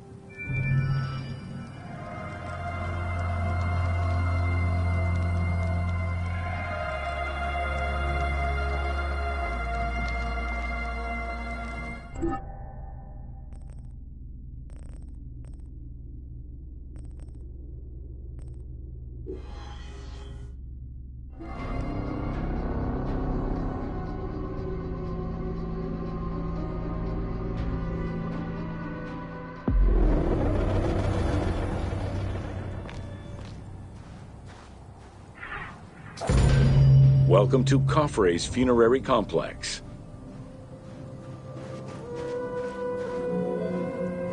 Since the very beginning of the 4th dynasty, mortuary temples were built adjacent to pyramids on the eastern side. Such a location, facing the rising sun, as well as the world of the living as a whole, held an important symbolic meaning, for it was within the mortuary temple that kings were revived through daily rituals.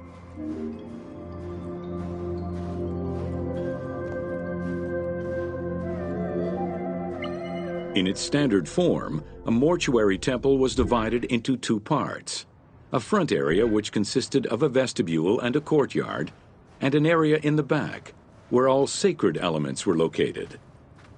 The back of the temple incorporated several essential features, including an inner sanctuary with a false door, which allowed the soul of the pharaoh to travel between the world of the dead and the largest of all such structures, Khafre's mortuary temple was entirely built with megalithic blocks of limestone from a nearby quarry and encased with granite. Parts of Khafre's mortuary temple, particularly the courtyard walls, are thought to have been decorated with splendid reliefs. However, not a single image of the king has been discovered inside the mortuary temple.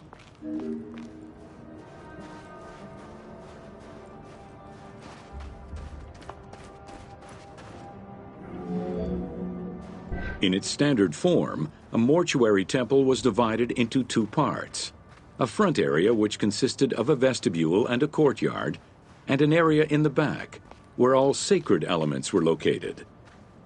The back of the temple incorporated several essential features, including an inner sanctuary with a false door, which allowed the soul of the pharaoh to travel between the world of the dead and the world of the living.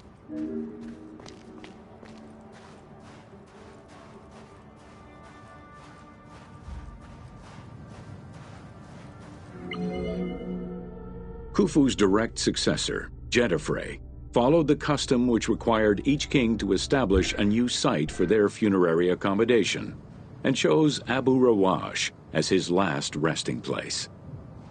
When the time came to build his own funerary complex, Khafre, also one of Khufu's sons and the successor to Jetafre, broke with tradition and returned to Giza. Not only did Khafre thumb his nose at tradition, but he did so in a way which he hoped would allow him to overshadow his father's most important monument.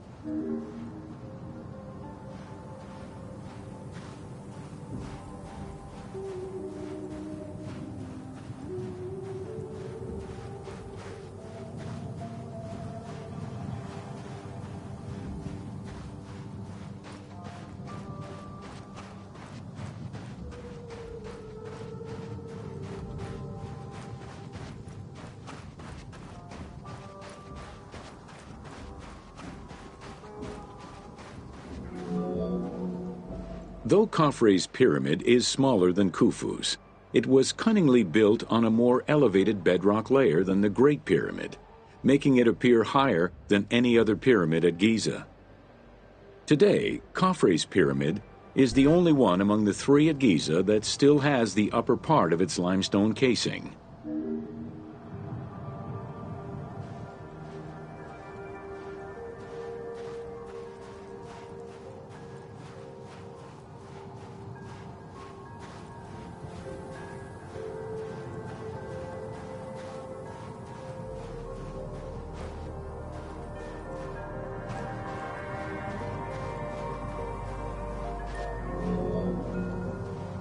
Considered a most sacred area, the Giza necropolis was strictly defined, both geographically and physically. An 8-meter-thick Tura limestone wall completely surrounded the Great Pyramid. The only way inside would have been through the mortuary temple.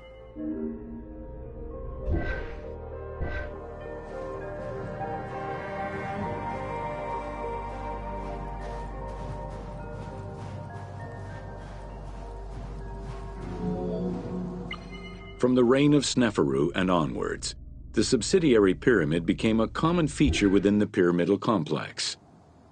The function of the subsidiary pyramid, however, smaller in size and in height than the royal tomb, remains unclear, though some believe that it was meant to house the ka of the pharaoh.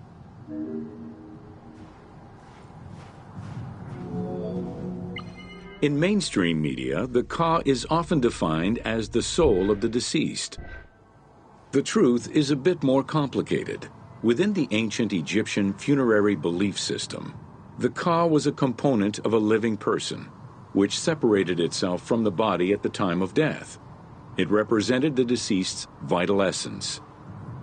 In order for the deceased to ascend to a new life, whether in this world or the next, the ka had to be embodied in a statue, and its existence maintained through offerings and rituals.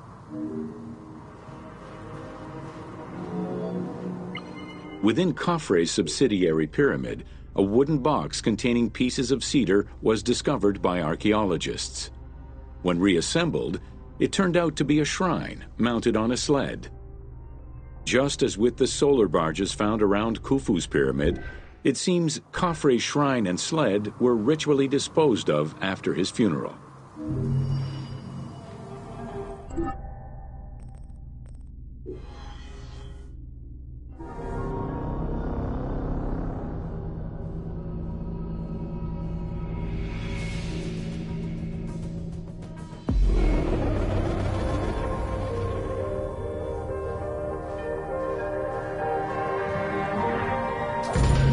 Welcome to Menkaura's funerary complex.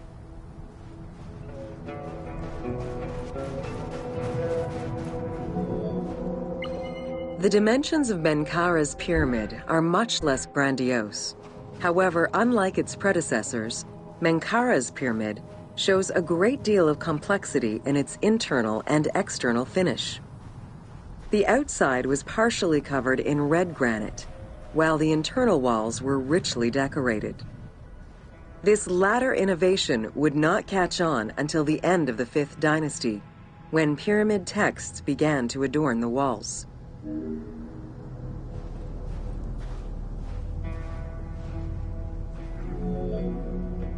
Menkaura's pyramid contains 2 sloping passages, both located in the northern side of the structure.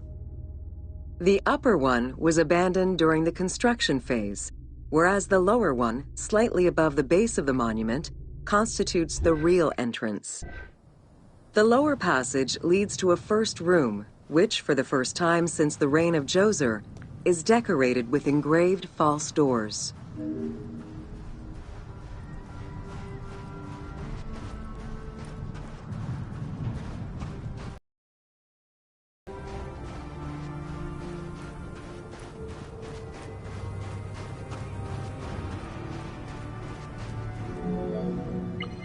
While Menkaura's pyramid complex was unfinished at the time of his death, it was hastily and somewhat shabbily completed by his successor, Shepseskaf. Even so, this funerary structure marks a watershed in the history of this kind of monument. From then onwards, the pyramid shrank, whereas the mortuary temple expanded both in its quantitative and qualitative aspects. Of particular note, it is within Menkaura's mortuary temple that one can find the heaviest block of limestone ever used for a pyramid complex, weighing in at over 200 tons.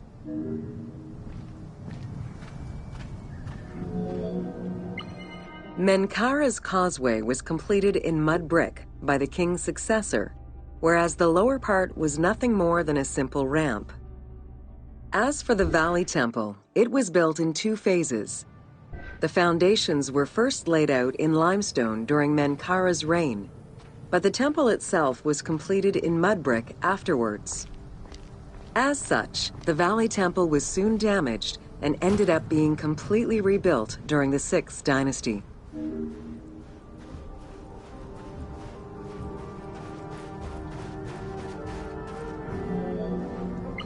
Three small structures, referred to as Menkaura's Queen's Pyramids, were erected along the southern side of the main pyramid. One of them was a smooth-faced pyramid, while the other two were more basic step pyramids. It is difficult to assess whether the latter were designed as such or were left unfinished with no casing to smooth out their surfaces.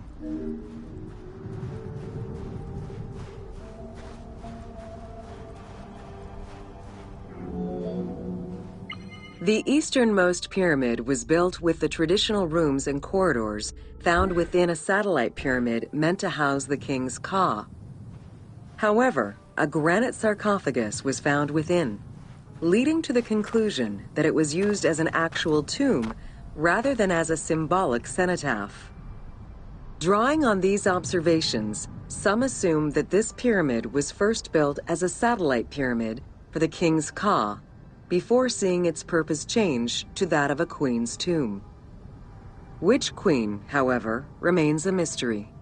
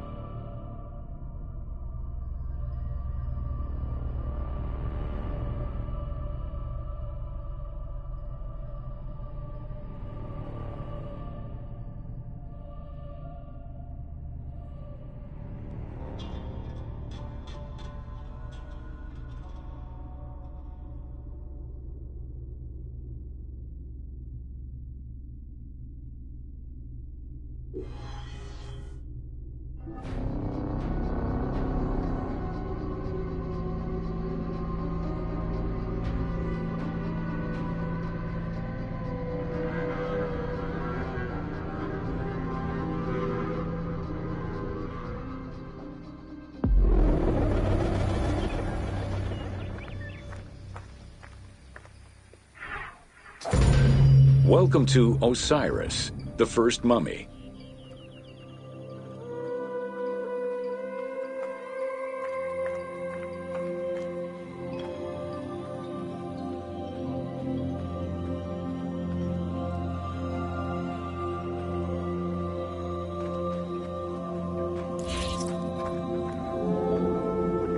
The oldest mummies recovered date from the Old Kingdom, though Egyptologists believe that mummification was in use much earlier than that. At first, the body was mummified through environmental desiccation, by leveraging the dryness of the environment and the heat of the climate. Early experimentations in mummification were conducted with the use of resin made from tree sap. Strips of linen were only used on some superficial parts of the epidermis of the hands or jaw.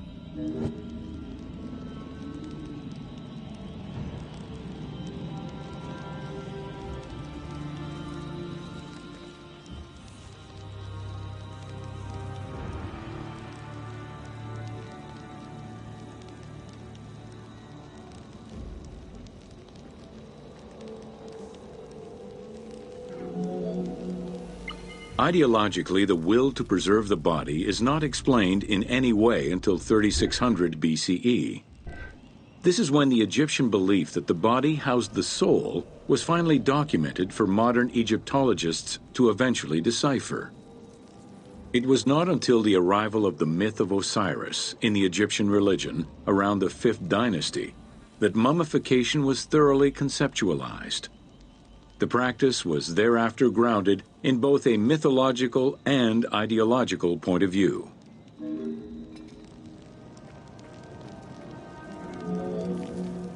Osiris was mainly known as the god of the dead and the god of resurrection. The most well-known Genesis myth concerning Osiris is that of his dismemberment.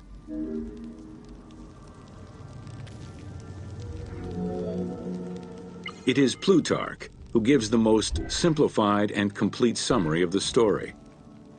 Within Egyptian mythology, Osiris represented the first king to rule Egypt. Jealous of his power, his brother Seth attempted to usurp his throne.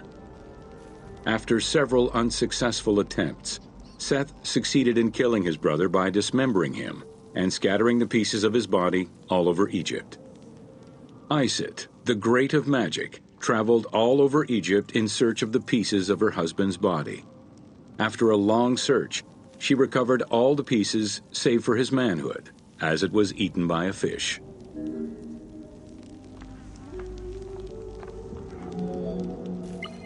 Isis then reassembled the body of her husband by binding it together with strips of linen. Aided by her sister Nephthys, another powerful magician, they gave Osiris the breath of life. This not only brought him back from the dead, but also allowed him to recover his virility long enough to impregnate Isis, thus ensuring his succession before, once more, dying. Thus Horus was born. The ritual used to bring Osiris back to life essentially depicts how he became the first mummy. It is why, on the sarcophagi of kings, we often find Isis and Nephthys represented as the magicians who restore life to the deceased.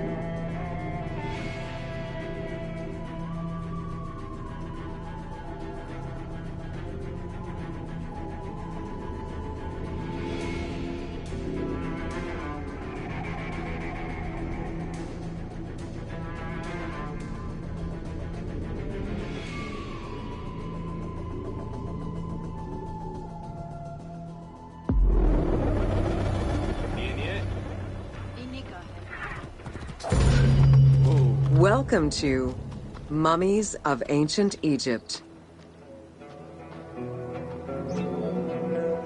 The mummification process used by ancient Egyptians was highly ceremonial in nature. The different types of mummification took into account the social level and richness of the deceased and even included animals. The most expensive was that reserved for the pharaoh and the royal family, as well as some of the wealthiest members of the court.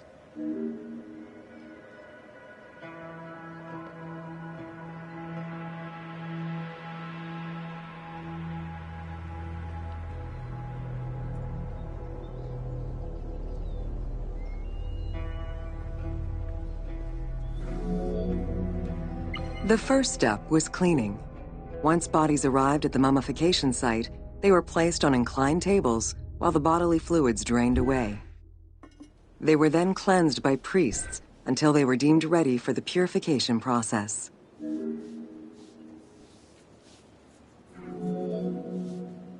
The purification of the body began with a libation from sacred water. The priest then fumigated the body with terebinth resin. After the ritual cleansing, priests used oils, spices, and all kinds of essences to further purify the body of the deceased. Finally, all body hair was meticulously removed.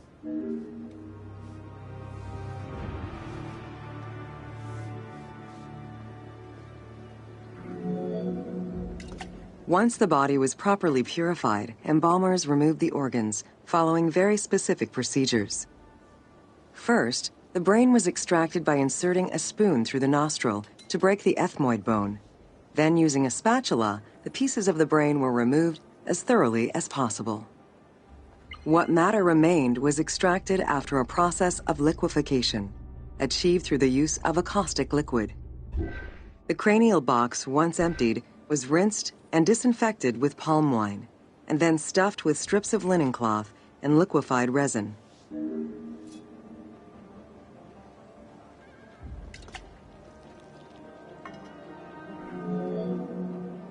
After taking care of the brain, embalmers made an incision on the left flank and carefully set aside the viscera. The inside of the body was also rinsed with palm wine. Then the embalmers filled the belly with pure myrrh, cinnamon, and other perfumes and sewed it shut. The removed viscera were washed in palm wine and packed in crushed herbs before being placed in canopic jars.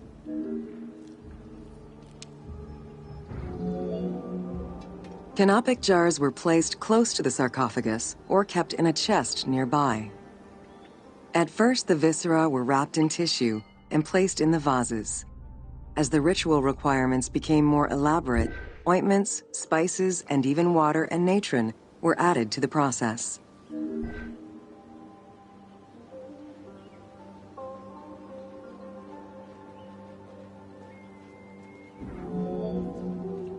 Towards the middle of the New Kingdom, canopic jars assumed the appearance of the 4 sons of Horus.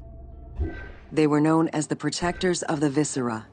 These protectors had their own guardians, each a goddess of the dead. Imseti, the human-headed god, protected the liver and was protected by the goddess Iset. Hapi, the baboon-headed god, protected the lungs and was protected by the goddess Nephthys. Dumut-Ef, the jackal-headed god, protected the stomach and was protected by the goddess Neith. And finally, Kebesenuef, the falcon-headed god, protected the intestines and was protected by the goddess Selket.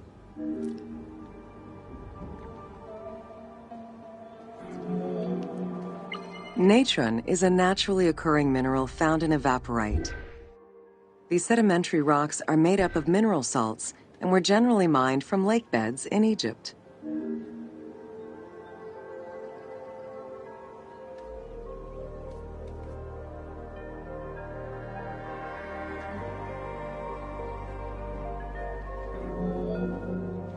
Embalmers used natron as a desiccant to dry the flesh and stop the corpse's putrefaction process. Once the body was cleansed and eviscerated, the deceased was covered in natron for about 40 days. Once desiccated, the body was prepared to be wrapped in strips of linen.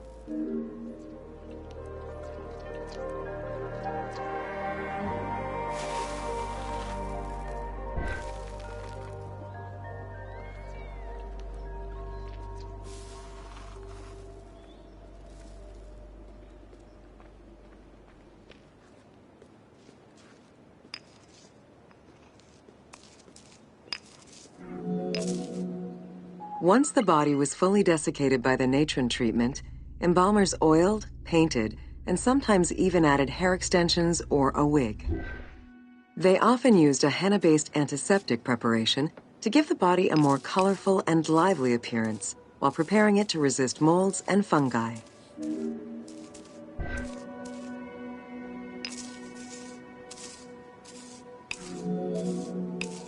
Next came the phase which gave mummies their most well-known appearance, the wrapping. Originally, each part of the body was wrapped separately. Men had their arms crossed on their chests, while women had the right arm folded over their breasts and the left arm stretched along the body. However, techniques evolved over time. Eventually, the body as a whole was wrapped with limbs alongside the body, and increasingly sophisticated and different techniques of weaving flax bands were developed.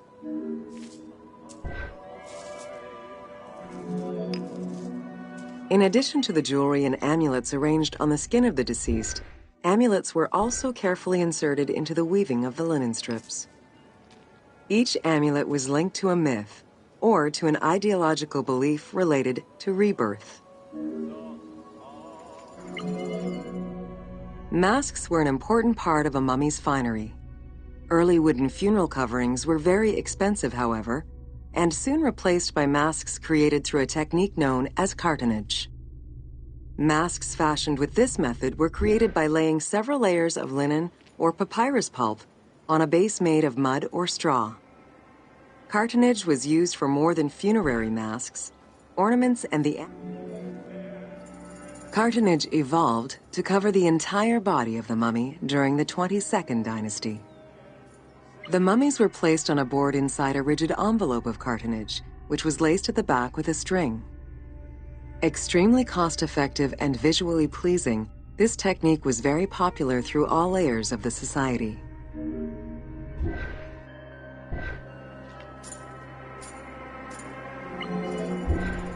Masks were an important part of a mummy's finery. Early wooden funeral coverings were very expensive, however, and soon replaced by masks created through a technique known as cartonnage.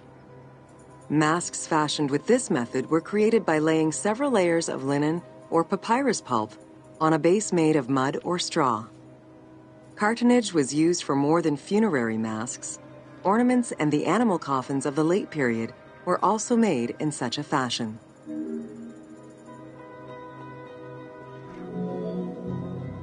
Cartonnage envelopes were usually covered with inscriptions and polychrome decorations specifying the names and titles of the deceased, scenes depicting daily life, or decorations specific to the funerary world. This was a true gift for Egyptologists eager to study the funerary rites of the ancient Egyptians.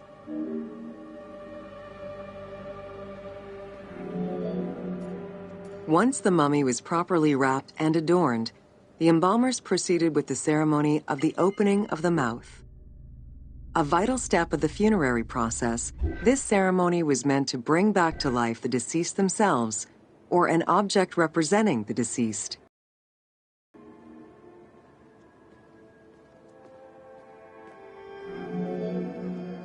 There were no less than 75 different stages for the opening of the mouth. It required the application of the same oils, ointments, spices, and perfumes used during the mummification process. Makeup was sometimes part of the process as well. The last stage of this long ritual was the act of touching the mouth with the adze to symbolically allow the breath of life to infuse an inert body. Its performance was reserved for a very specific set of people: priests who wore the mask of the god Anubis, a close relative of the family, or by the heir to the throne.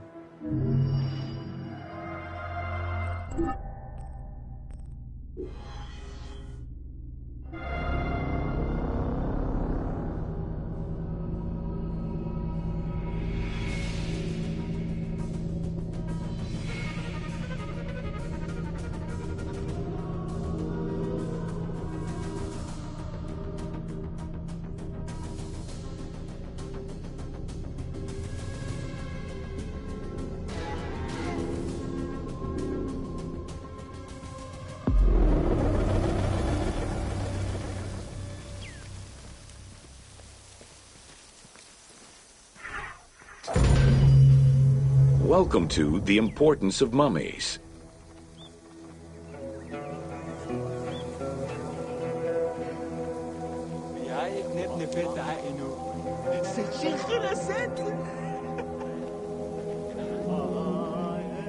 The first hieroglyph for embalmer appeared in pyramid texts of the Old Kingdom. It is likely that embalming was a trade that progressed alongside the evolution of ancient Egyptian funeral practices. While we still know nothing of how embalming came to be a profession, we do know that embalmers had a hierarchy, and that each embalmer specialized in a specific phase of the mummification process.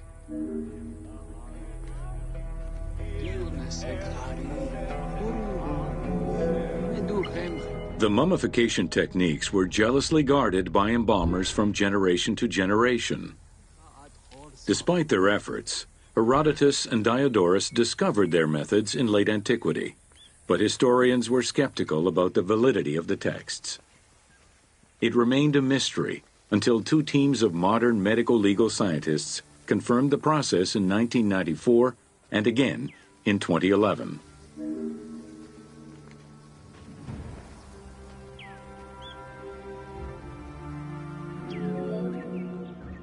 The uabet, meaning the pure place, was where the embalmers mummified the bodies of the deceased. Until the end of the Middle Kingdom, it was located in tents at the edges of the city due to the smell of decomposition. In the New Kingdom, however, the uabet was located within the city limits, though still in open-air spaces. In the same way that the practices and techniques of mummification evolved, so possibly did consideration towards embalmers within ancient Egyptian society.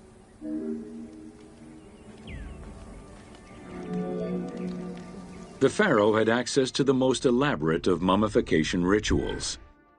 The richer citizens of Egypt also enjoyed complex embalming options, though none of them allowed for the removal of the brain or viscera. After purifying the body, embalmers injected a liquid through the rectum, sealed it, and allowed the mixture to settle.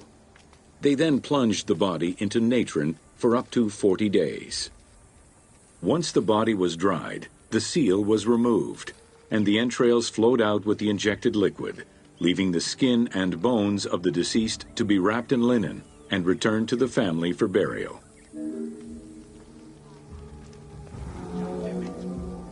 The least costly embalming option was for the embalmers to simply inject a product called surmaya and immerse the body in the natron for up to 40 days before handing it over to the family. For all those who could not afford any embalming process, desert burials offered a pauper's alternative to preserve the bodies of the dead.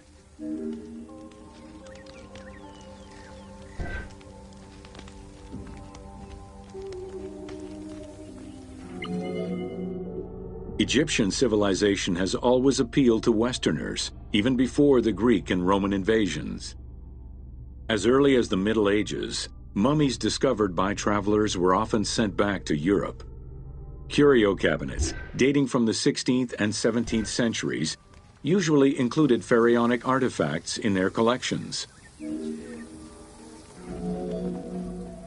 The Egyptomania phenomenon was heralded by Napoleon Bonaparte's Egyptian campaign, which lasted from 1798 to 1802. The following years were marked by a resurgence of interest from rich enthusiasts and scholars who exposed Egypt to the general populace. Many research societies focusing on Egyptology were founded during those years. By 1868, mass tourism began in Egypt under the aegis of the Cook Agency. The rich would indulge in leisure trips to Egypt and bring back mummies. Upon their return, they would organize evenings that consisted of unpacking mummies and removing strips of linen and amulets layer by layer. These were considered the shining cultural events of the season. The Egyptian collections of many a museum were founded as a consequence of this mass pillaging.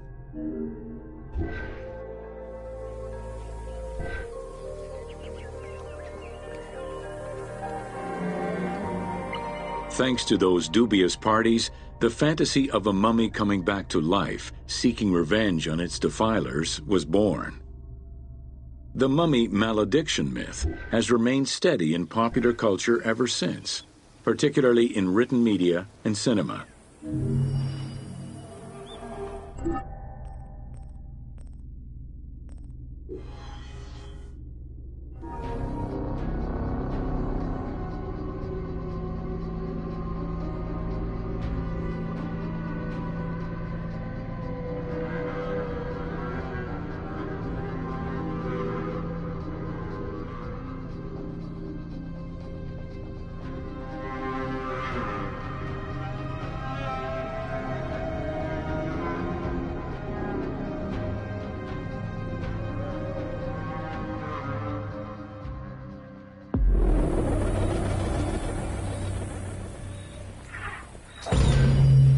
Welcome to Amulets and Rituals.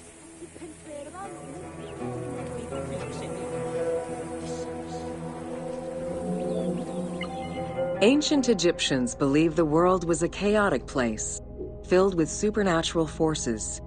They knew that art and words gave life and power to things.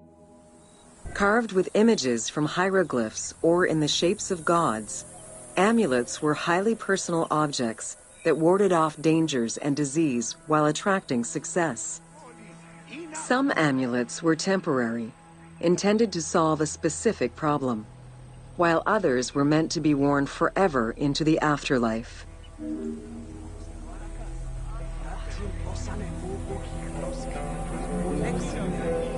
Priests would infuse amulets with magical energy during religious ceremonies, imbuing them with protective magic to safeguard against supernatural powers. The wealthiest of Egyptians could obtain a divinely ordained pendant in which was hidden a magic formula inscribed on a piece of papyrus. It would act as a unique spell tailored to the owner. Religion was so important to ancient Egyptians that it permeated every aspect of their daily lives. Since water was the source of life and had the symbolism of purifying the body and the soul, all daily routines began with ablutions. Personal prayers to the gods were sometimes written or spoken, with family prayers passed down through generations. There was a complete calendar of each of the religious days, both good and bad, illustrating the appropriate daily rituals. Along with wine, milk, and ointments, offerings to the gods consisted of small amulets to life-size statues and family shrines. During the Greco-Roman period, offerings to the gods consisted of mummified animals, cats for Bastet, dogs for Anubis, and birds for Thoth.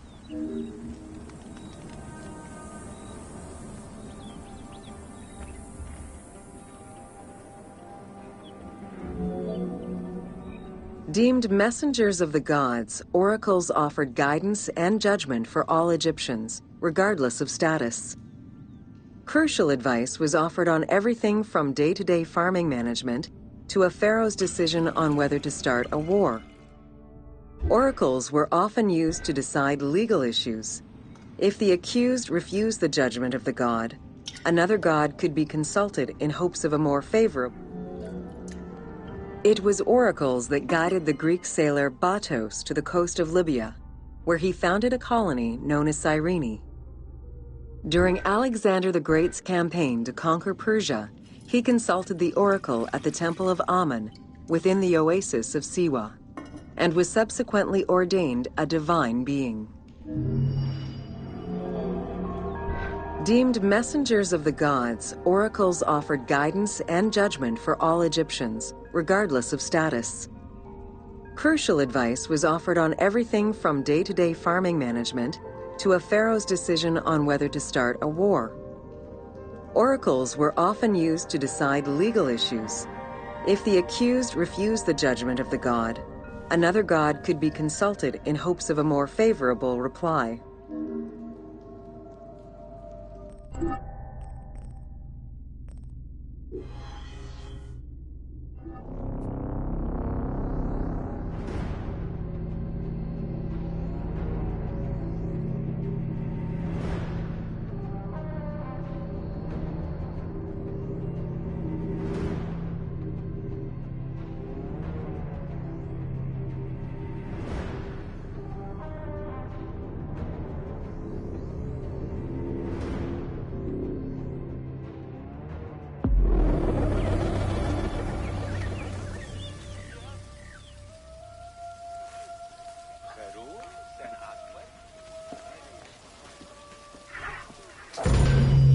Welcome to Temples and Rituals of Ancient Egypt. During rituals and festivals, the god was carried on a solar barge between the areas of a temple or the temples of different cities. Funerary carvings and paintings covering thousands of years, as well as the Book of the Dead, depict the same ship and oar design. Solar barges have been uncovered near or within several pharaohs' tombs. They were intended to carry the pharaoh into the afterlife.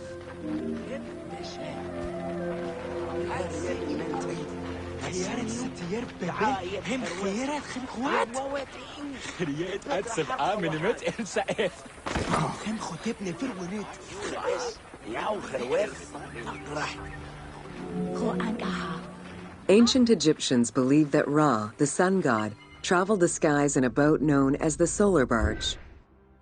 The solar barge was believed to cross over to mythological lands.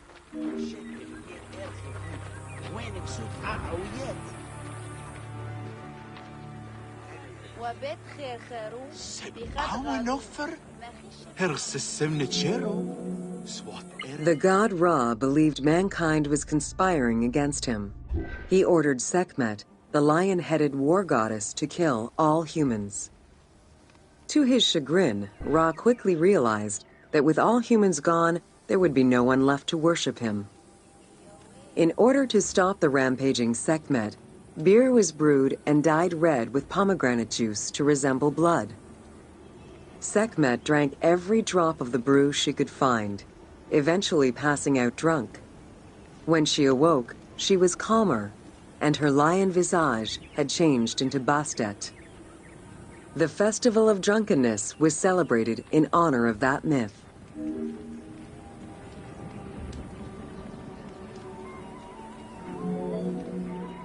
Unlike the daily rituals that took place in the temple and were performed by priests, festivals allowed the entire population of the city to participate. Festivals helped mark the passing of the seasons in the agricultural calendar. In reflecting the cycles of life, festivals offered a sense of consistency and structure for the regular citizens, thus reinforcing the sense of order that pharaohs were to provide for the citizens of Egypt as part of their godly duties.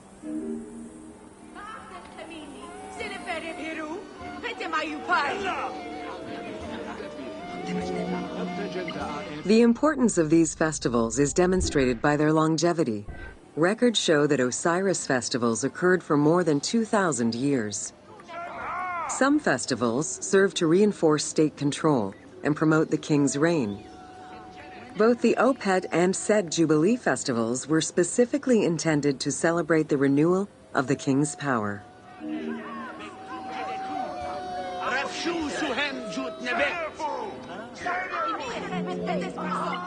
The temple hierarchy consisted of high priests, several types of priests, scribes, and servants. The high priest was known as the prophet. Some divinities had up to 4 prophets, and they were the ones to perform the most advanced and complex rituals.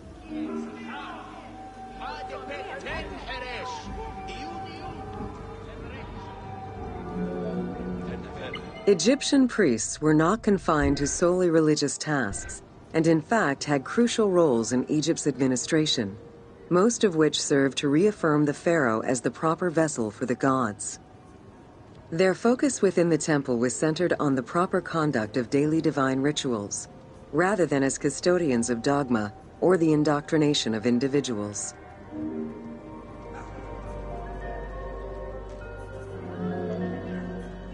Scribes were custodians of the sacred sciences. Some priests were associated with the funeral rites and were considered the group with medical knowledge. The servants of the Ka were low-ranking priests who carried food and offerings in funerary rituals. Lector priests were distinguished by their ability to read, and their main duty was to recite specialized religious texts in both temple and funerary rituals.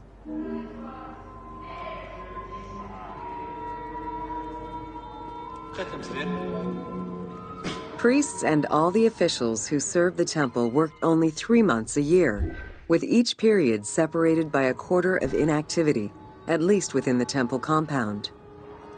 Each outgoing group handed over the temple and their tools to the newcomers. Only the high priesthood remained in permanent office within the temple.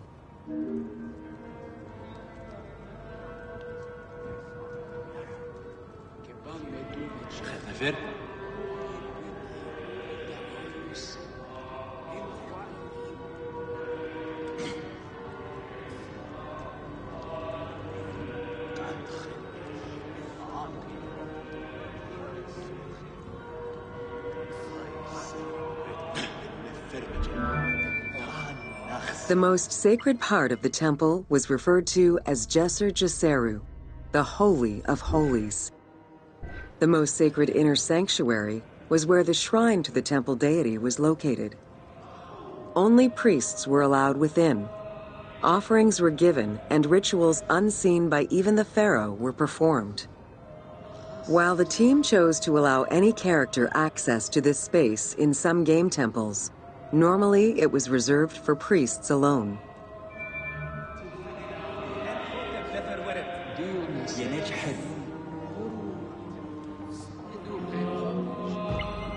Pharaohs and their priests often chose the site of these sacred temples because of some mythological connection or an alignment with the cardinal points and certain stars. Once selected, a foundation ritual was performed. The pharaoh was required to complete 10 steps in the ritual, which required a mix of offerings as well as specific construction techniques. Once the temple was complete, construction of the chamber containing the shrine, or naos, began.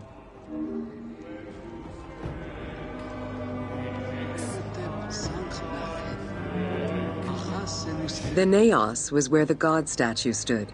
The representation of the deity was usually in stone or wood and decorated with gold, silver, and precious stones. Smaller temples had only one naos, while larger complexes, such as the Temple of Karnak, had many chambers to honor gods, such as Amun, Ptah, and Osiris. Each statue was believed to be a receptacle for the presence or essence of the god's Ka, enabling it to take a physical form. Through the statue, the god came to the shrine to eat, drink, and communicate with the pharaoh, or with the priests standing in for the pharaoh.